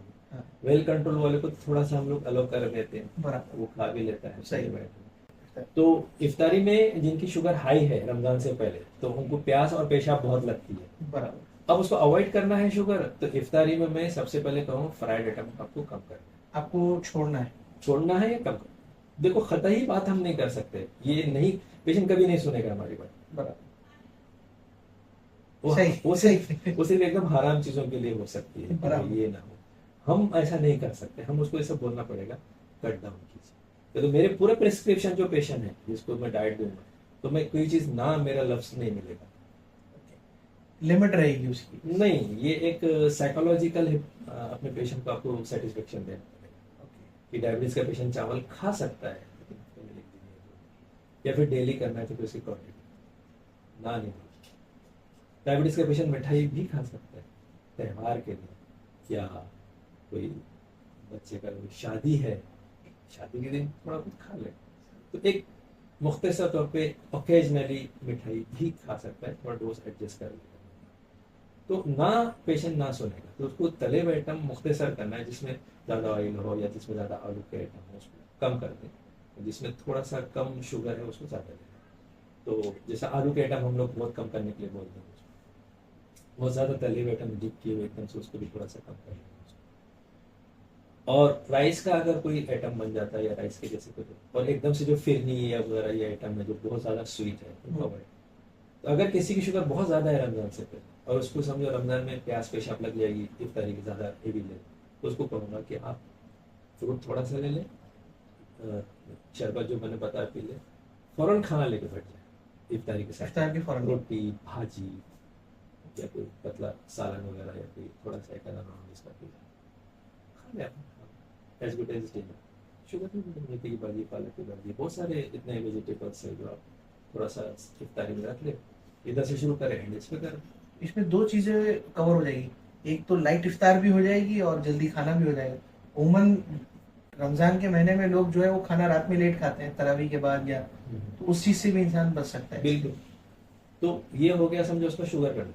अब शुगर जिसकी इफ्तारी में ज़्यादा है तो उसको प्यास रात भर लगेगी, फिर उसको पानी की बोतल लेके फिर तरावी में जाना पड़ेगा। अब आप इमेजिन कर लीजिए 60 साल के चाचा है या उनकी शुगर 300 रहती है इफ्तारी के बाद, तो उनको पेशाब ज़्यादा आ रहा है, और उनको और भी वजूहत रहती है पेशाब आने की, जैसे प्रोस्टेट की बीमारी है या यूरिन में कोई इन्फेक्शन, प्रोस्टेट से भी पेशाब आ रहा है, शुगर से भी पेशाब आ रहा है, तो उनकी नमाज में दिक्कत होती है, तरावी में दिक्कत आ तो जाती वो आके फिर उनको सर में बीच में तरावी छोड़ के जाना पड़ता है। तो उनको ये बोलते हैं कि तरावी आपको अच्छे से चाहिए तो खाने में आप बदलाव कर दीजिए, उसको एडजस्ट कर दीजिए, फ्रिक्वेंटली शुगर चेक कर दीजिए, डॉक्टर से पूछो, आपकी इबादत में खलल नहीं होगा, मैं आपकी इबादत में हेल्प करूँगा। है। बराबर। इस तरीके से अभी तक के हमने लो शुगर के ऊपर डिस्कस किया और उसके सिम्टम्स क्या क्या हो सकते हैं, क्या होते हैं, वो आपने एक्सप्लेन किया। हाई शुगर के क्या सिम्टम्स होते हैं? हाई शुगर के जो सिम्टम्स हैं आमतौर पे मकसूद जिसे कहा जाता है कि polydipsia, polyuria and weight loss, sometime polyphagia. अब इसको मैं लोकल लैंग्वेज में कहता हूँ। पॉलीडिप्सिया का मतलब है बहुत ज़्यादा प्यास लगना, पॉलीयूरिया बहुत ज़्यादा पेशाब होना, और पॉलीफेजिया मतलब बहुत ज़्यादा भूख लगना, और वेट लॉस। तो जिसकी शुगर बहुत ज़्यादा रहती है उनको ये तकलीफ है। अब रमज़ान में देख लीजिए कि आप किसी को प्यास बहुत लग रही है, पेशाब भी ज़्यादा आ रहा है, तो उसको तो वीकनेस आना ही आना है। बराबर। तो ये ना हो इसके लिए शुगर कंट्रोल। आप पूछेंगे वजह क्या है रमज़ान में बढ़ने की या रमज़ान से पहले। रमज़ान के पहले की वजह तो हमको पता ही होगी कि भाई 1 महीना पहले आप तैयारी कीजिए, शुगर चेक कीजिए, डॉक्टर से मिलिए, शुगर को नॉर्मल कीजिए, वरना ज़्यादा रहेगी तो नुकसान होगा। तो उसकी अक्सर वजह जो स्वीट फूड है इफ्तारी के टाइम पे, वो एक मेन वजह रहती है। फ्राइड आइटम दूसरी वजह रहती है। तो हम उसको कट डाउन करने के लिए लास्ट हम डिस्कस किए ना हाइपोग्लाइसेमिया के टाइम पे कि हाइपोग्लाइसेमिया काउंटर करने के लिए हम फूड को कैसा देते हैं, और हाइपरग्लाइसेमिया को काउंटर करने के लिए कौन सा फूड देना चाहिए। तो थोड़ा सा फूड एडजस्टमेंट करें। जो पेशेंट सुनते हैं, कट डाउन करते हैं, उनके रोजे बहुत अच्छे जाते हैं, प्यास नहीं लगती, पेशाब नहीं आता है, इबादत में खलल नहीं होती, रात में नींद अच्छे से आती है। वरना रात में उसको नॉक्चूरिया बोलते हैं हम लोग, पेशाब रात में आने को नॉक्चूरिया बोलते हैं। आप सो भी नहीं पा रहे, पेशाब करके थक भी जा रहे, तो शुगर कंट्रोल करके रोजा रखने से रात में दिक्कत नहीं होती है। ताजुद है, फजर की नमाज है, तरावी की नमाज है, ये सारी चीजें नहीं है, आप तंदुरुस्त रहोगे। तो हम लोग यही कहते हैं कि रमजान से पहले आप आइएगा, हमको मिलिएगा, शुगर कंट्रोल कीजिएगा। अगर शुगर रमजान में कंट्रोल रहेगी तो पहले रोजों में आप जितने तंदुरुस्त रहेंगे, आखिरी रोजे में भी उतने तंदुरुस्त रहेंगे। तो ये हो गया हाई शुगर की जो अक्सर वजह है एक फूड। दूसरी वजह कि रमजान से पहले ही उसकी शुगर ज्यादा थी, बराबर। और वो परपिचुएट भी रमजान के अंदर। सही। तो इसके लिए डोज रमजान से पहले हमको बढ़ाना पड़ेगा, ओके। जो गोली है उसका डोज बढ़ाना पड़ेगा, और उसको फ्रिक्वेंटली चेक करवाना पड़ेगा ड्यूरिंग तो रमजान। उसका क्या पैटर्न होना चाहिए चेक बिफोर कराने? सेम बिफोर इफ्तार से, इफ्तारी के पहले इफ्तारी के बाद हो गया। अब मुझे तीसरा रोजा, 10वां रोजा, 20वें रोजे को मिलना चाहिए। बराबर। ज्यादा मशक्कत नहीं होती, एक एक 5-5 दिन में भी बुला लेंगे, ओके। ठीक है। तो लेकिन आप कहोगे कि सारे मुमरा के पेशेंट जो डायबिटीज के ऐसे होते हैं ना, अगर रमजान में लो या हाई शुगर से बहुत नुकसान होता, तो 1/3 ऑफ वर्ल्ड की पॉपुलेशन में से मेजोरिटी डायबिटिक पेशेंट पूरे हॉस्पिटल भरे हुए होंगे। एग्री। सही, बिल्कुल सही। ऐसा ऐसा तो कभी होता नहीं, नहीं, ऐसा कभी कभी देखा होता ही नहीं। बराबर। तो ऐसा क्या हो गया रमजान में? तो रमजान में जो जितने भी मेजोरिटी पेशेंट अनकंट्रोल रहते रमजान से पहले, हाँ। वो रमजान में कंट्रोल हो जाते हैं। कैसे? Missing 1 meal in the, okay. तो 1 मील मिस करने से उनकी अक्सर शुगर, जो मेरा प्रैक्टिकल ऑब्जर्वेशन है, ये एक देखा है। दूसरी चीज ये है कि साइकोलॉजिकली हम अल्लाह पे या इबादत की जो हमारा मोटिवेशन रहता है, तो बहुत ज्यादा हाई लेवल स्पिरिचुअली अल्लाह से नजदीक होते हैं, तो आदमी का एक विल पावर की वजह से आदमी बीमारियों को कंट्रोल कर लेता है। मतलब फील नहीं करता है। तो रमजान में अक्सर पेशेंट को तो मुझे हम बहुत अच्छे रहते हैं, मेरी पैर की जलन कम हो गई, पैर का दर्द कम हो गया, मैं बहुत खुश था। जैसा रमजान जाती है डॉक्टर साहब, सारे तकलीफ बदल फिर से आ जाती है। तो ये आप 100 पेशेंट का अगर रेटियो लेगा तो 90 लोग यही बोलेंगे हम खुश रहते हैं। तो हाई शुगर एक मसला है, उसकी वजह से रोजे में ये तकलीफें हो सकती है। अब ये शुगर और बढ़ गई कभी तो फिर नुकसान है, जैसे कि कीटोएसिडोसिस हम लोग बोलते हैं, बहुत ज्यादा शुगर होने से एसिड हो गया, सांस लगी एसिड हो गया, या बहुत ज्यादा शुगर होने की वजह से कोई पेशाब में पीप बन गया। तो ज्यादा शुगर रहती तो अक्सर लेडीज पेशेंट को बहुत जल्दी पेशाब में पीप बन जाए, या फिर मर्द है उनके प्रोस्टेट का इशू है, ऑब्स्ट्रक्शन वगैरह है, तो उनके अंदर भी यूरिन में इन्फेक्शन हो जाता है। तो रमजान में वो लोग भी हमारे पास ज़्यादा आते हैं, 8वें 10वें 20वें बजे तक आते आते यूरिन में इन्फेक्शन हो जाता है, पेशाब में जलन हो जाती है, पेशाब की पेट की थैली में दर्द होने लगता है और ठंडी बुखार आ जाता है, और फिर उसका असर कभी कभी किडनी पे भी हो जाता है, क्रेटिनिन बढ़ जाता है। तो सारे लोगों को नहीं होता है, हमारे कुछ सुनने selected वालों- है। हाँ, सुनने वालों को ये डर ना हो कि बराबर। सबके लिए नहीं है। ये डायबिटीज का डॉक्टर खुद उनको वार्न करेगा कि आपको लास्ट ईयर रमजान से पहले यूरिन में इन्फेक्शन हुआ था, आप रमजान में पानी नहीं पियोगे 12 घंटा और आपकी शुगर ज्यादा रहेगी, तो आपको इन्फेक्शन फिर से रिपीट होने की चांसेस है। तो इसलिए आपको अगर प्यास लगे, पेशाब में जलन हो या कोई दर्द हो या बुखार, फौरन आप पेशाब चेक कर अपने डॉक्टर को दिखाएं। एंड कॉन्शियसली आप अपने Exactly. आप के ऊपर फोकस करें जी, कि भाई क्या प्रॉब्लम है, क्या तो problem हाई है। शुगर में इन्फेक्शन के चांसेस है। किसी को फोड़े हो जाते हैं, जी। पीठ पे फोड़े हो जाते हैं, पैर पे फोड़े जाते हैं, तो रमजान में शुगर बढ़ने के बाद किसी को फोड़े निकल जाते हैं, या किसी को छोटी मोटी सर्दी होती है लेकिन डायबिटीज ज्यादा रहने से वो निमोनिया पे चले जाती है, तो इम्यूनोलॉजी, उनकी इम्यूनिटी बहुत कमजोर होती है डायबिटीज पेशेंट की। बराबर। तो हाई शुगर के अपने मसले हैं, जिसकी वजह से कुछ पेशेंट एंड में रोजे चले जाते हैं। तो बिल्कुल शुगर कंट्रोल रखना चाहिए रमजान से पहले, और जिसकी ज्यादा रहनी चाहिए उनको वार्न करके ड्यूरिंग रमजान फ्रीक्वेंट विजिट करवा के फ्रीक्वेंट मॉनिटरिंग करके उनको कंट्रोल करना चाहिए। अब रही बात डिहाइड्रेशन का, तो पानी उसको ज्यादा पीना चाहिए, ओके, उसका कोई मसला नहीं आएगा। पानी मतलब इफ्तारी से जो शुरू करे तो शहरी तक के बस 1.5-2 लीटर पानी पिए तो मसले बहुत सारे कम हो जाते हैं। कम हो जाएगा। अब इसी तरीके से रीनल स्टोन के पेशेंट रहते हैं, जैसे किडनी स्टोन के पेशेंट, हाँ। तो रमजान में पानी ना मिलने से पेशाब कड़क हो जाता है, तो उनका स्टोन का दर्द शुरू हो जाता है। स्टोन का दर्द शुरू हो जाता तो उनको भी हमको समझाना पड़ता है कि आप डायबिटीज है, तो वो तो पेट्रोल का काम करती है, रीनल स्टोन के पेन को एब्सेस में कर देगी, इन्फेक्शन में डाल देगी, और फिर वो पेशेंट हजारों लाखों रुपया खर्चा करता है। तो प्यार से जो अपना दीनी पैटर्न है कि शफकत के साथ, जी। वी आर नॉट बोलते हैं ना डराने वाला, डराने वाला ऐसे नहीं। डराना, प्यार से डराने वाला, मोहब्बत के साथ। एग्जैक्टली वही हुजूर सल्लल्लाहु अलैहि वसल्लम की जो मेथड है जी। कि भी प्यार से पेशेंट को थोड़ा सा समझाओ या डराओ, तो डराओ तो नहीं, मतलब उसको थोड़ा सा आगाह करवा दो बराबर। कि आगे कुछ कर। तो पेशेंट बोलता हाँ डॉक्टर साहब, तो मेरे को दर्द था, कुछ होगा तो हम रोजा ब्रेक कर देंगे या आपको आके मिल लेंगे जो डॉक्टर। तो कुछ ऐसे हाई शुगर के जैसे मसले आते हैं, तो इन लोगों को ये मखसूस कैटेगरी को ध्यान देना चाहिए। तो पहले जब हम लोग कंसेंसस करते थे रमजान में हाई रिस्क कैटेगरी, तो हम लोग लो शुगर से बहुत डरते थे। बराबर। अब हमको लो शुगर से डर कम लगता है। मेजर डेमन, मेजर शैतान तो रमजान का यही है कि हाई शुगर है। High sugar. एग्री। सही। तो सबसे बड़ा मसला हाई शुगर है। डॉक्टर साहब, बहुत सारे पेशेंट्स का एक कंसर्न होता है, क्योंकि वो रोजे को लेके बहुत सेंसिटिव होते हैं। तो एक कॉमन क्वेश्चन ये होता है डायबिटीज पेशेंट्स का, क्या हम रोजे की हालत में डायबिटीज चेक कर सकते हैं? वेरी गुड क्वेश्चंस कि तो अक्सर पेशेंट बहुत टेंशन Sensitive. में आ जाते हैं कि नहीं नहीं मैं नहीं करूँगा ये। तो जहाँ तक जिनको हम मिलते हैं आलिम लोगों से या मुफ्ती साहब से, तो उनका कहना है कि जो बीमारी मुस्तकिल है जी।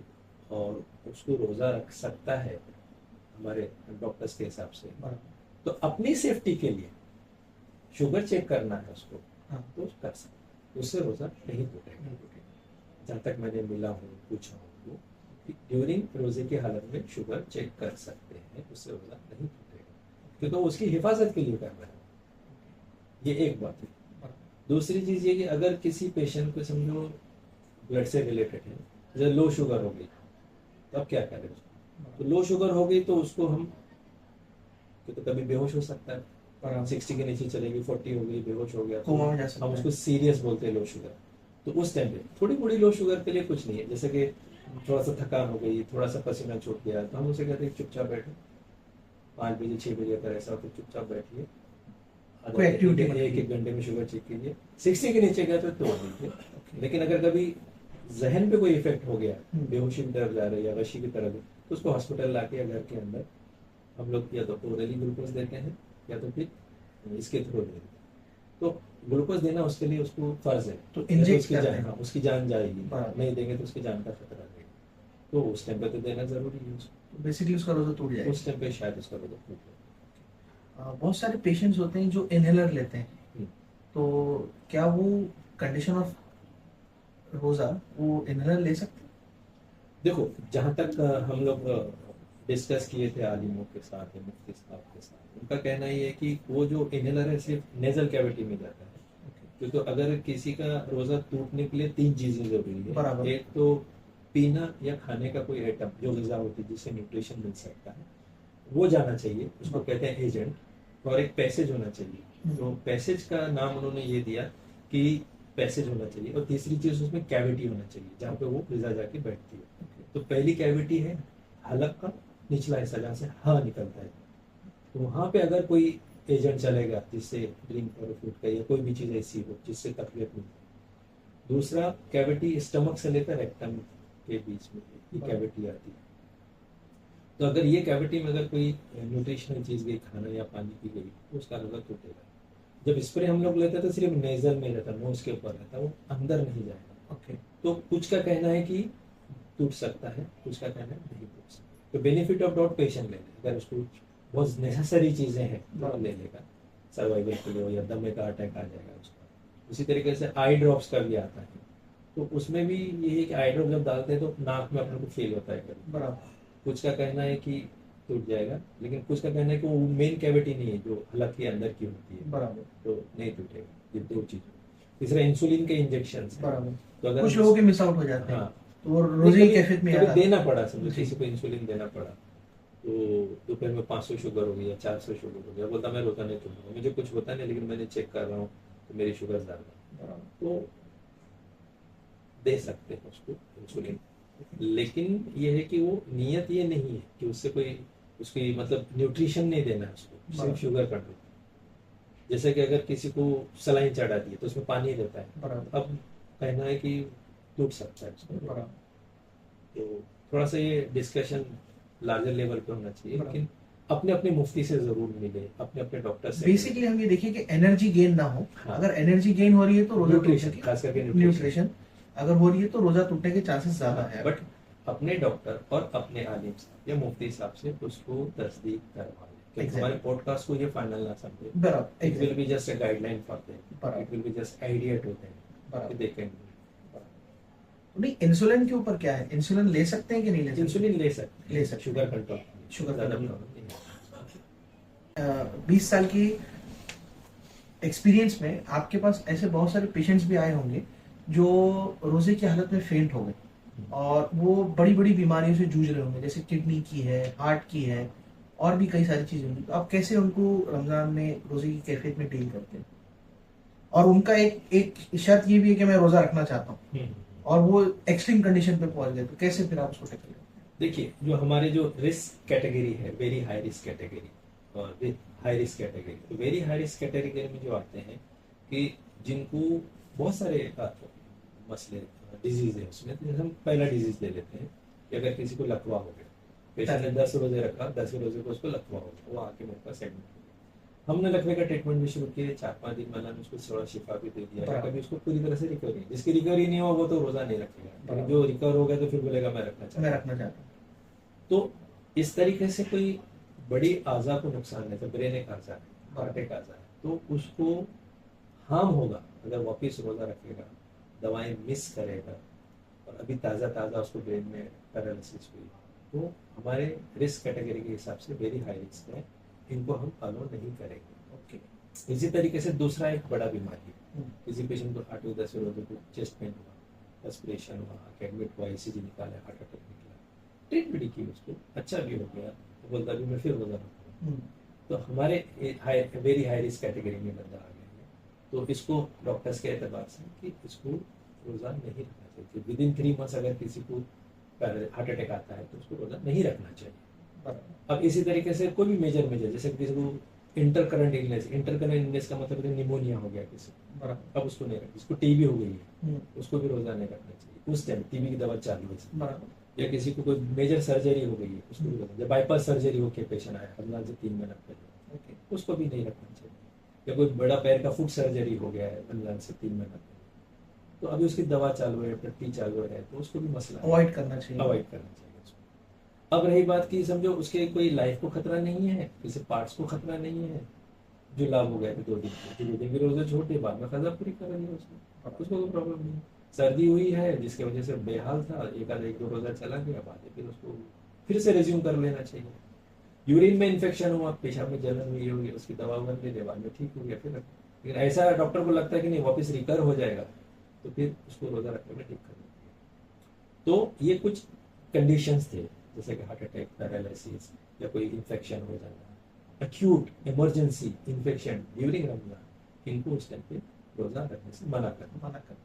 रमजान से पहले ही 3 महीना पहले किसी को heart attack, paralysis, major surgery, उनको एहतियात से रखना है, तो वो फिर से वो कंडीशन वर्स रिकवर हो सकती है। तो जो प्रिंसिपल है कि अगर किसी की तुम्हारी बीमारी वर्स हो जाती है ड्यूरिंग रमजान, हाँ।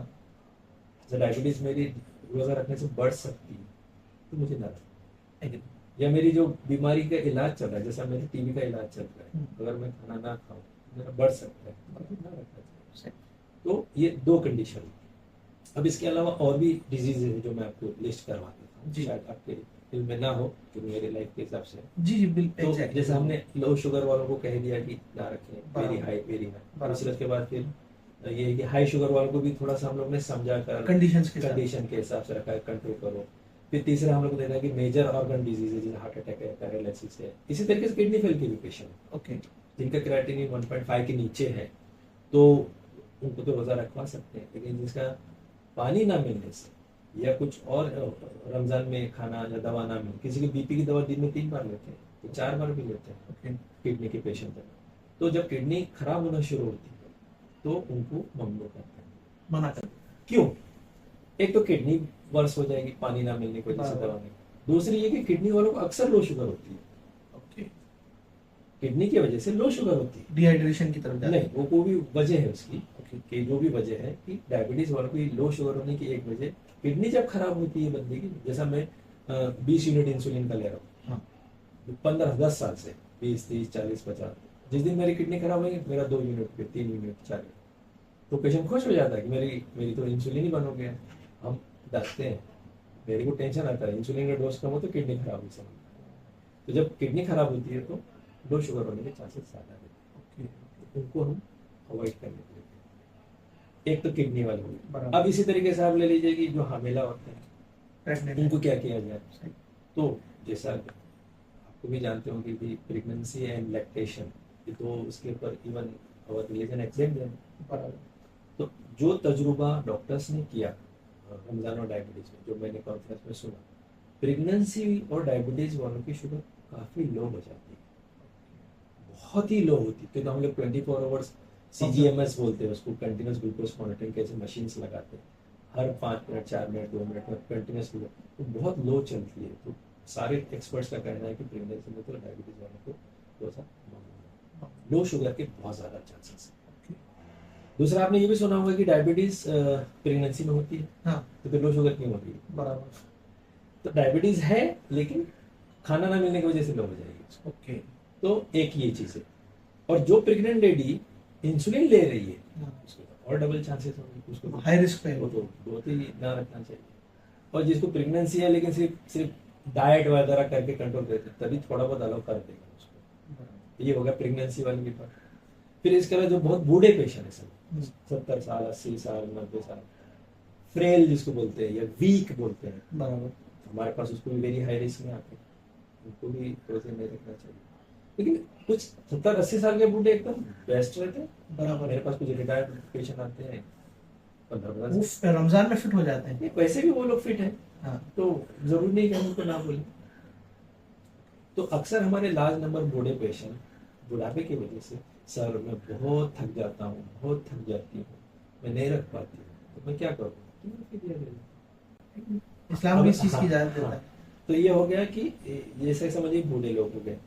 फिर इसके अलावा आप देख लीजिए कि डायलिसिस पे कुछ पेशेंट रहते हैं, बराबर, उनके लिए भी रोजा रखना मुश्किल है। सही। तो किडनी के भी पेशेंट हम लोग ने कवर कर दिए, हम लोग प्रेगनेंसी के भी पेशेंट कवर कर दिए, हार्ट अटैक पैरालिसिस और मेजर इन्फेक्शन होते हैं उनको भी कवर कर दिए, मेजर सर्जरी, कैंसर के भी टर्मिनली इल पेशेंट है क्योंकि कैंसर का ट्रीटमेंट चालू है, अब क्या किया जाए? मुस्तकिल बीमारी वो ठीक ही नहीं हुआ, और कुछ कैंसर ठीक हो जाते हैं तो उनको तो रोजा रख सकते हैं। जिनके कैंसर अभी नहीं ठीक हो रहे हैं वो बेचारे डॉक्टर ने भी कह दिया कि कब तक जिएंगे बोल नहीं सकते, तो इनको तो टोटली माफ है, टर्मिनली इल पेशेंट। तो केमो रोजे के दरमियान केमो करा सकते हैं? वो तो सब इतना मैं नहीं कह सकता हूँ जी। मेरा ये कहना है कि वो बहुत कॉम्प्लिकेटेड रहते हैं उनके इंजेक्शन, और बहुत सारे खाना नहीं खाते हैं, उल्टी होती है, तो वैसे ही वो लोग को शायद नहीं रख पाएंगे। टर्मिनली इल पेशेंट को रोजाना रखना, ये सारे डॉक्टर्स का कहना है कि ना रखें। तो टर्मिनली इल पेशेंट इसमें आ गए। अब मेरे दरमियानी रिस्क वाले पेशेंट तो जैसा टाइप 2 डायबिटीज है, इंसुलिन भी ले रहा है, वेल कंट्रोल है, रख लीजिए, सिर्फ शुगर अच्छे से टेस्ट कर लीजिए, डॉक्टर से मिल लीजिए। प्रेगनेंसी है लेकिन सिर्फ डाइट पे है, रखने की ट्राई कर सकते हैं लेकिन अलाउ नहीं कर सकते, बराबर। फिर उसके बाद हार्ट का पेशेंट है, ये बहुत अच्छा एक्सपीरियंस, हार्ट का पेशेंट है, 1 साल पहले हुआ था, दवाओं पे वेल मेंटेन है, ना छाती में दर्द होता है ना दम लगता है, कोई शिकायत नहीं, ना well control on heart treatment, बिल्कुल आप रखिए। खाली आपको जो डोजेस है हार्ट की दवाओं के एडजस्ट करने पड़ेंगे। जब 3 बार गोली खा रहे हैं तो हमको ऐसी दवा देनी पड़ेगी कि जो पूरा दिन भर काम करे, पूरे 2 टाइम सस्टेन रिलीज टैबलेट बोलते हैं, उसको थोड़ा सा एडजस्ट कर ले, ठीक है ना? सही। तो जब पैरालिसिस हुआ था लेकिन अभी बहुत अच्छा हो गया, और डॉक्टर ने भी कहा कि अब वापस होने के चांसेस कम है, ठीक है वो रख ले। लेकिन अभी भी वर्ल्ड में इसके ऊपर बहुत सारे स्टडीज चल रहे हैं कि जो कॉम्प्लिकेटेड पेशेंट्स है उनको रोजा रखने में क्या क्या मसले आते हैं। ज्यादातर उनकी शुगर या तो लो हो जाती है ज्यादातर, या फिर उनकी बीमारी बढ़ने के चांसेस है। तो शरीयत ने उनको परमिशन दिया, और ये भी यही कहा कि अगर आप रोजा रखेंगे तो आपको उतना ही सवाब मिलेगा, ना रखने पे भी उतना ही सवाब मिलेगा। सही।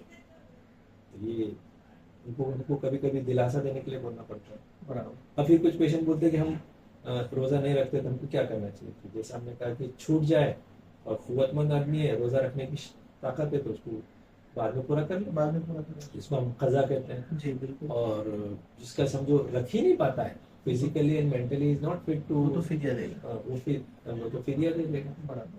तो कुछ लोग फिदिया और कफारा के बीच में डिफरेंस नहीं समझते। सही। क्या आप बता सकते हैं अयूब साहब? जी जी बिल्कुल बिल्कुल। बेसिकली फिदिया तो वो लोग हैं जो रिकवर नहीं हो पा रहे हैं, तो वो तो फिदिया देंगे, लेकिन कफारा तो उन लोगों पर है जो जानबूझ के रोजा छोड़ रहे हैं, उनको तो कफारा जो है वो हर कंडीशन में देना ही। तो आपके पास ऐसे पेशेंट्स आते होंगे जो फिदिया देने की कंडीशन पे होंगे, तो आप उनको क्या सजेस्ट करते हैं? उसकी जो कंडीशन है, जैसे जिसका चांस ही नहीं है कुछ रोजा रखने की, जी, जैसे उसकी डायलिसिस पे पेशेंट, बराबर, तब उनको बोल देते कि आप फिदिया दें। आप फिदिया दीजिए, उसके लिए आप अपने आलिम साहब से मिलिए या मुफ्ती साहब से मिलिए, वो जैसा बोलेंगे आप उतना, कितने आदमी को देना है, कैसा देना है, खाने के काम, बहुत इजी हो जाता है। अब रही बात कफारे का, तो हमारे पास इतना नहीं रहता है, लेकिन अगर किसी को लो शुगर की वजह से या हाई शुगर की वजह से रोजा तोड़ना पड़ा, तो वो उसमें इंटेंशनली नहीं तोड़ा। हाँ, बराबर। जहाँ तक मेरे को ऐसा लगता है कि उसने इंटेंशनली नहीं तोड़ा है, लेकिन आलिम साहब उसको बताएं सही। ये क्या चीज़ है। बराबर। और रही बात कदा, कदा तो बहुत ईजी है कि सही। अगर जैसे टेम्पररी किसी की वजह से रोजा छूटा है तो वो अपनी कदा पूरी कर लेगा, बाद में रमजान के बाद हेल्दी उसको। वगैरह है। अब आप देखिए कि जो 5 बंदे हैं जिनको समझ लीजिए कि रोजा ना रखना चाहिए। जी। एक तो ये कि जो बलूगत के नीचे वाला बंदा है, सही। बच्चा है। दूसरा ये जो फिजिकली अनफिट है, जैसे हमने बूढ़े बोल दिया, 80-90 साल के बूढ़े, एक फिजिकली किसी वजह से अनफिट है। बराबर। और तीसरा समझ लीजिए कि प्रेगनेंसी, बराबर। या फिर उसके बाद आप लीजिए कि जो मेंसेस के जो इश्यूज रहते हैं, बराबर। या पोस्टमार्टम के जो ड्यूरेशन रहता है 40 डेज। बराबर। तो लेकिन प्रेगनेंसी वाले और ड्यूरिंग मेंसेस वाले को तो कज़ा पूरी कज़ा पूरी करनी करनी है। पड़ती है। बराबर। लेकिन प्रैक्टिकली स्पीकिंग प्रेगनेंसी लैक्टेशन इन लोगों को इस्लाम ने बहुत अच्छे से एग्जाम भी किया है। ऐसा नहीं है कि उनको ये मसला है। जी। तो ये मेन लोग हैं जिनको एग्जेम्पशन में आते हैं। सही। अब रही बात फिजिकली अनफिट, मेंटली अनफिट के अंदर क्रोनिक डिजीजेज आ जाते हैं, ओके। जैसे सीओपीडी है, अस्थमा है, डायबिटीज है, ये क्रोनिक डिजीज वाले हैं। बराबर। तो इनके अंदर भी हम लोग ने कैटेगराइज कर दिया। उनमें भी कुछ लोग रख सकते हैं, हम लोग ने कैटेगराइज, बराबर। जैसे कि अभी very high risk, high risk, low risk. तो उसमें भी जैसे कि कैंसर के कुछ पेशेंट है, जैसे कि कैंसर होते हैं वो अच्छे हो जाते हैं पूरे, ओके। उनको कुछ लेना नहीं, कैंसर हुआ लेकिन अच्छे हो गए, आप वो रोजा रखिए, आपको क्या मसला है। सही सही। हार्ट अटैक हुआ, बाईपास करके आ गए, बढ़िया से हो गए। एंजियोप्लास्टी करके आ गए, बढ़िया से हो गए। क्रिकेट खेलने जा रहे, जॉगिंग करने जा रहे हैं, और डायबिटीज के डॉक्टर ने बोला आपकी शुगर फ्लक्चुएशन भी नहीं होती है, तो आसानी से हो जाता है, इसमें कोई मसला नहीं आएगा। अब रही बात कुछ ऐसे पेशेंट हैं जिनकी शुगर लो नहीं होती है, जैसे जो पेशेंट डाइट पे है सिर्फ, और जो पेशेंट कुछ स्पेशल डायबिटीज की दवाएं हैं जिसमें लो शुगर नहीं होती है लेकिन नॉर्मल, जैसे मेटफॉर्मिन नाम की गोली है, ओके। या DPP-4 इनहिबिटर्स है, ओके। या वो ग्लूकोज है, या पाइक्लिटोजोन है। हम्म। तो ये कुछ दवाएं ऐसी दवाएं हैं जिससे जैसा SGLT2 इनहिबिटर्स है। बराबर। SGLT2 इनहिबिटर्स का मतलब ये कि हम डापाग्लिफोजिन के टैबलेट्स होते हैं। ये एक ऐसी दवा है कि ये यूरिन में शुगर को पास कर देती है, एक्सेस शुगर को, और शुगर ब्लड की शुगर को डाउन कर देती है। डाउन कर देती है। तो ये जब हाई ब्लड शुगर रहती है तो ये गोली बहुत अच्छे से काम करती है। ओके। तो डापाग्लिफोजिन एक ऐसी दवा है डायबिटीज के पेशेंट के लिए जो खाने के बाद की शुगर बहुत अच्छे से कंट्रोल करती है। तो बहुत सारे टैबलेट्स में ये एक टैबलेट है, लेकिन इसके 2 साइड इफेक्ट है, क्या क्या? 2-3 साइड इफेक्ट है। जैसे एक साइड इफेक्ट ये है कि ये यूरिन से शुगर को निकालकर ब्लड की शुगर को डाउन कर देती है, सही। तो यूरिन ज्यादा होगा, सही।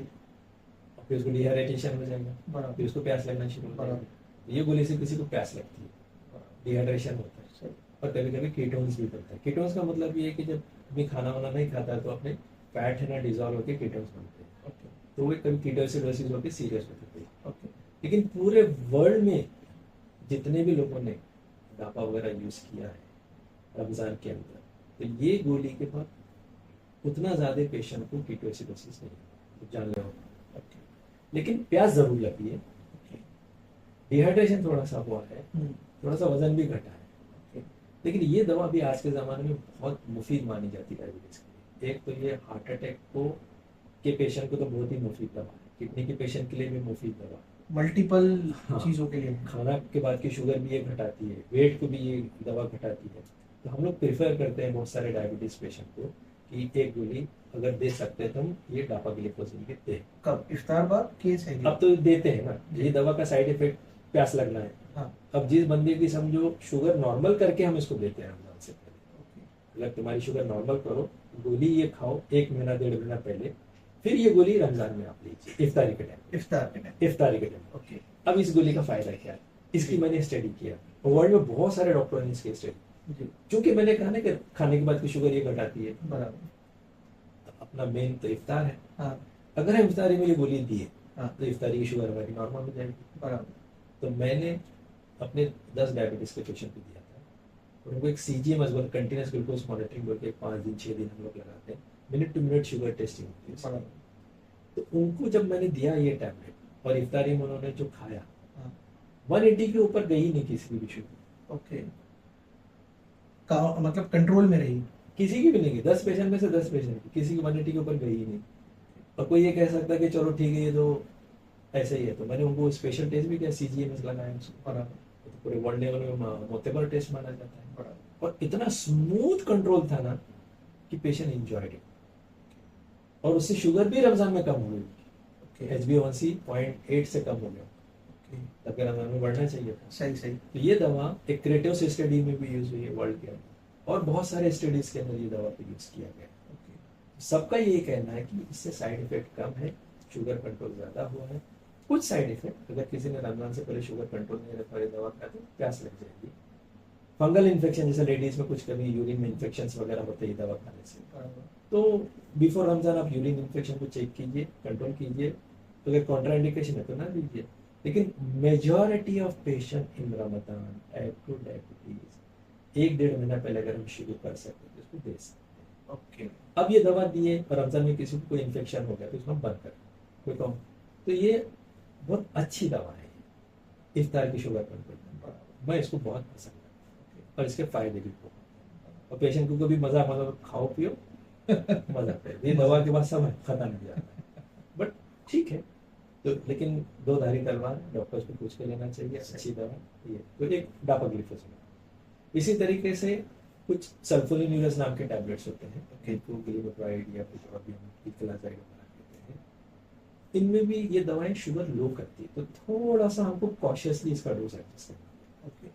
तो कुछ पेशेंट ड्यूरिंग रमजान के जुलाब हो जाते हैं। हाँ 10 रोजे अच्छे से रखा है, अब जुलाब हो गया, तो जुलाब में पेट में एनर्जी नहीं गई, डिहाइड्रेशन हो गया। तो ये जो गोलियां हैं सल्फोनिल यूरियस वगैरह, एक जमाने में हम डाउनिल नाम की दवा यूज करते थे, ग्लिबिनक्लेब, वो ज्यादा शुगर लो कर देती।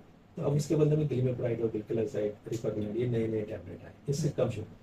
तो उस टाइम पे टेम्पोररी कभी शुगर लो हो सकती है। तो अगर किसी पेशेंट को जुलाब लग जाए और वो समझो इस तरीके की सल्फोनीज वगैरह गोलियां खाता है, तो अपने डॉक्टर से फौरन जाके मिले, शुगर को टेस्ट करें, और अगर रोजा ब्रेक करना है तो रोजा ब्रेक कर दें। क्योंकि अक्सर हमने देखा है कि ये गोली की वजह से लो शुगर होकर पेशेंट एडमिट होते हैं। ओके ओके, ये इसके साइड इफेक्ट्स हैं हाँ। इस गोली के। हाँ, लेकिन उसको खाना है, बराबर। आप रोजा छोड़ेंगे नहीं, लेकिन आपको पता होना चाहिए कि कभी ऐसे जुलाब हो जाए, उल्टी हो जाए, तो कॉन्शियसली ये गोली को आपको बंद कर दे, डॉक्टर को जाके मिले, शुगर चेक कर ले, रोजा तोड़ दे, और जब रिज्यूम करना है तो जब तीनों चीजें ठीक होती है उसको रिज्यूम कर रिज्यूम करना है। बस। तो टैबलेट्स के अंदर थोड़ा सा यही है। कॉम्प्लिकेशंस हैं थोड़े से, हाँ, ये जो ये आपने एक टैबलेट। और बाकी इंसुलिन का तो मैं डिटेल में बता चुका हूँ कि बराबर। इंसुलिन से अगर किसी की लो होती है तो उसको बहुत ही सोच समझ के डोज एडजस्ट करना पड़ेगा। बराबर। अच्छा, वो भी खुद ना करें, डॉक्टर के कंसर्न हाँ, के साथ ही करें तो हाँ, बहुत अच्छा वो होगा। बताएंगे डॉक्टर साहब, जो भी उनके डायबिटीज के डॉक्टर रहेंगे उनको बता देंगे। बराबर। एक एक डॉक्टर साहब, एक कॉमन क्वेश्चन पब्लिक की तरफ से आता है कि रमजान में रोजे रखने के बाद भी उनका वेट लॉस नहीं होता, तो उसके पीछे क्या रीजन है? नहीं, जो ऑब्जर्वेशन है साइंटिस्ट का, मुस्लिम डॉक्टर्स का, कि 3 कैटेगरी के पेशेंट हैं। बराबर। कुछ लोगों का तो न बढ़ा न घटा, हाँ न्यूट्रल रहा, कुछ लोगों का घटा, हाँ। और कुछ लोगों का बढ़ा भी। बराबर। तो ऐसा कोई फिक्स आउटपुट नहीं है, लेकिन नोटिसेबल वेट लॉस नहीं दिखता है। ओके। ये एक वजह। हाँ उसकी ये है कि आदमी इफ्तारी में कवर अप कर लेता है, हाई कैलोरी फूड खा के, फ्राइड, फैटी और स्वीट खा के। ये मेन रीजन होता है। ओके। दूसरा, इसको इंटरमिटेंट फास्टिंग भी कहा जाता है। बराबर। वर्ल्ड में आज इंटरमिटेंट फास्टिंग तो बहुत मशहूर है बहुत वेट लॉस के लिए। वेट लॉस तो हमको क्यों नहीं बेनिफिट होगा? बराबर। के हम तो अल्लाह को मानते हैं, तभी हमारे साथ क्यों नहीं होगा? तो एक चाइनीज स्टडी हुई थी जिसके अंदर उन्होंने इंटरमिटेंट फास्टिंग किया था जी। तो उनके थोड़े से पैटर्न अलग रहते हैं, हमारा भी इंटरमिटेंट फास्टिंग क्या है, थोड़ा एक्सप्लेन करेंगे? कि जैसे कि ये लोग सुबह 11 बजे खाते हैं और शाम में 6 बजे खाते हैं, बराबर। एक टाइप की ये भी हो गया। हफ्ते में सिर्फ 3 दिन ही ऐसा करते हैं, बाकी के दिन खा लेते हैं। ओके। तो हम लोग तो पूरा रमजान में 1 महीना रोजा रखते हैं, ये भी इंटरमिटेंट फास्टिंग जैसे ही है, और महीने के 2 रोजे अपने से, बराबर। तो ये भी इंटरमिटेंट फास्टिंग जैसा है। तो उनका कहना है कि वो एक स्टडीज में कि इंटरमिटेंट फास्टिंग में उन्हीं को ज्यादा बेनिफिट हुआ है। 16 घंटे वो लोग भूखा रहते हैं, सिर्फ पानी पीते तब में, जिन्होंने कैलोरी कट डाउन किया। ओके। मोटी भाषा में हम लोग कहेंगे तो हाफ द कैलोरी खाया ड्यूरिंग इंटरमिटेंट फास्टिंग। तो हम रमजान में क्या करते हैं, कैलोरी इनटेक तो बढ़ जाता है। तो अब वो एक फैमिली गैदरिंग है, एंजॉयमेंट का मौसम है, तो ये एक ट्रेनिंग थी एक्चुअली, लेकिन हम लोग उसको पिकअप नहीं कर पाए। हम उसको एंटरटेनमेंट की तरफ लेके गए। हाँ, तो थोड़ा सा एक है, कम्युनिटी गैदरिंग है, तो उसको वो एक वजह है कि हम लोग कैलोरी कट डाउन अगर कर लेते हैं तो शायद हमको फायदा हो, उसके फायदे नजर आए। फायदे नजर आए। और इसके बहुत फायदे हैं फास्टिंग के, तो मेमोरी बढ़ जाती है, इम्यूनिटी ठीक हो जाती है, वेट लॉस हो जाता है, हार्ट अटैक, पैरालिसिस का, एथेरोस्क्लेरोसिस के जो चांसेस है वो कम हो जाते हैं, कई कैंसर्स कम हो जाते हैं। तो बड़े बड़े दानिशमंद वर्ल्ड के अंदर अगर इंटरमीडिएट फास्टिंग करते हैं, बहुत बड़ी तादाद में लोग, मुस्लिम गैर मुस्लिम, बड़ी तादाद में गैर मुस्लिम इंटरमीडिएट फास्टिंग भी कर रहे हैं आज के टाइम में। हमारे पास तो ये एक नेमत के तौर पर है। हाँ, तो शायद हम लोग के डॉक्टर या हम लोग इसको ज़्यादा स्प्रेड नहीं किए, हमको इसको बताना चाहिए कि Propagate करना फास्टिंग चाहिए। भी एक बहुत इंपॉर्टेंट चीज़ है जिससे हम लोग को फायदे की ज़्यादा है। ये रोजा मेरे ख्याल से वो इंटरमीडिएट फास्टिंग का ही एक पैटर्न है, ट्रेनिंग है, एक ट्रेनिंग है कि आप किस तरह उसको जो है ना साल भर उसमें बीच बीच में कर सकते कर सकते हैं। हम अपनी भी इस पॉडकास्ट को कंक्लूड करते हैं, तो हमारे ऑडियंस के लिए आपका टेक होम अवे क्या मैसेज है? टेक होम मैसेज ये है कि diabetes patient, majority of patient रोजा रख सकते हैं। ओके, मिलियंस आप जो बताए ना, जी। बहुत कम तादाद है जो लो शुगर या हाई शुगर की वजह से छूट गए। बराबर। तो वो आइडेंटिफाई हो जाते डॉक्टर से। पहला take home message, majority of the patient इंशाल्लाह रोजा रख सकते हैं। ओके, सिर्फ उनको अपने डॉक्टर से मिलना है कंसर्न करना है। और अपने एडवाइस पे चलना है, ये एक। दूसरी चीज, जिनको वेरी हाई रिस्क है उनको कॉशियसली डॉक्टर को पूछ के ही रोजा रखे, वरना एग्जेम्पशन अल्लाह ने उनको दिया है, पर उसको एंजॉय कर सकते हैं या उसको फॉलो कर सकते हैं। तीसरी जो पॉइंट ये है कि अगर हम इससे मजीद बेनिफिट उठाना चाहते हैं वेट लॉस वगैरह, हम अपनी कैलोरी करना या जो हमारे जो फूड हैबिट को थोड़ा सा इस तरीके से करें कि कैलोरी कम हो और शुगर भी कम हो। ये तीन इंपॉर्टेंट चीज़ है। और जिनको अगर कोई कॉम्प्लिकेशन हो जाए ड्यूरिंग रमजान या कोई बड़ी बीमारी हो जाए तो उस दौरान उनको रोजा छोड़ना है और उसके बाद फिर डॉक्टर के एडवाइस को फॉलो। बहुत बहुत शुक्रिया, जज़ाकल्लाह डॉक्टर साहब, आपने आपका कीमती वक्त हमारे व्यूअर्स के लिए और हमारे इस पॉडकास्ट के लिए दिया, EFT पॉडकास्ट के लिए। इसमें बेसिकली हमारा मेन कोर कंसर्न ही होता है कि हम एक्सपर्ट्स को इसके अंदर बुलाएं और उनके पॉडकास्ट शूट करके अपने व्यूअर्स के पास कुछ अच्छा कंटेंट, ताकि वो अपनी लाइफ को जो है ना इन्हांस कर सके और एक बेहतर जिंदगी जो है वो जी सके। आपके इस कीमती वक्त के लिए बहुत बहुत शुक्रिया, जज़ाकल्लाह। बहुत बहुत शुक्रिया। अस्सलाम वालेकुम। वालेकुम सलाम।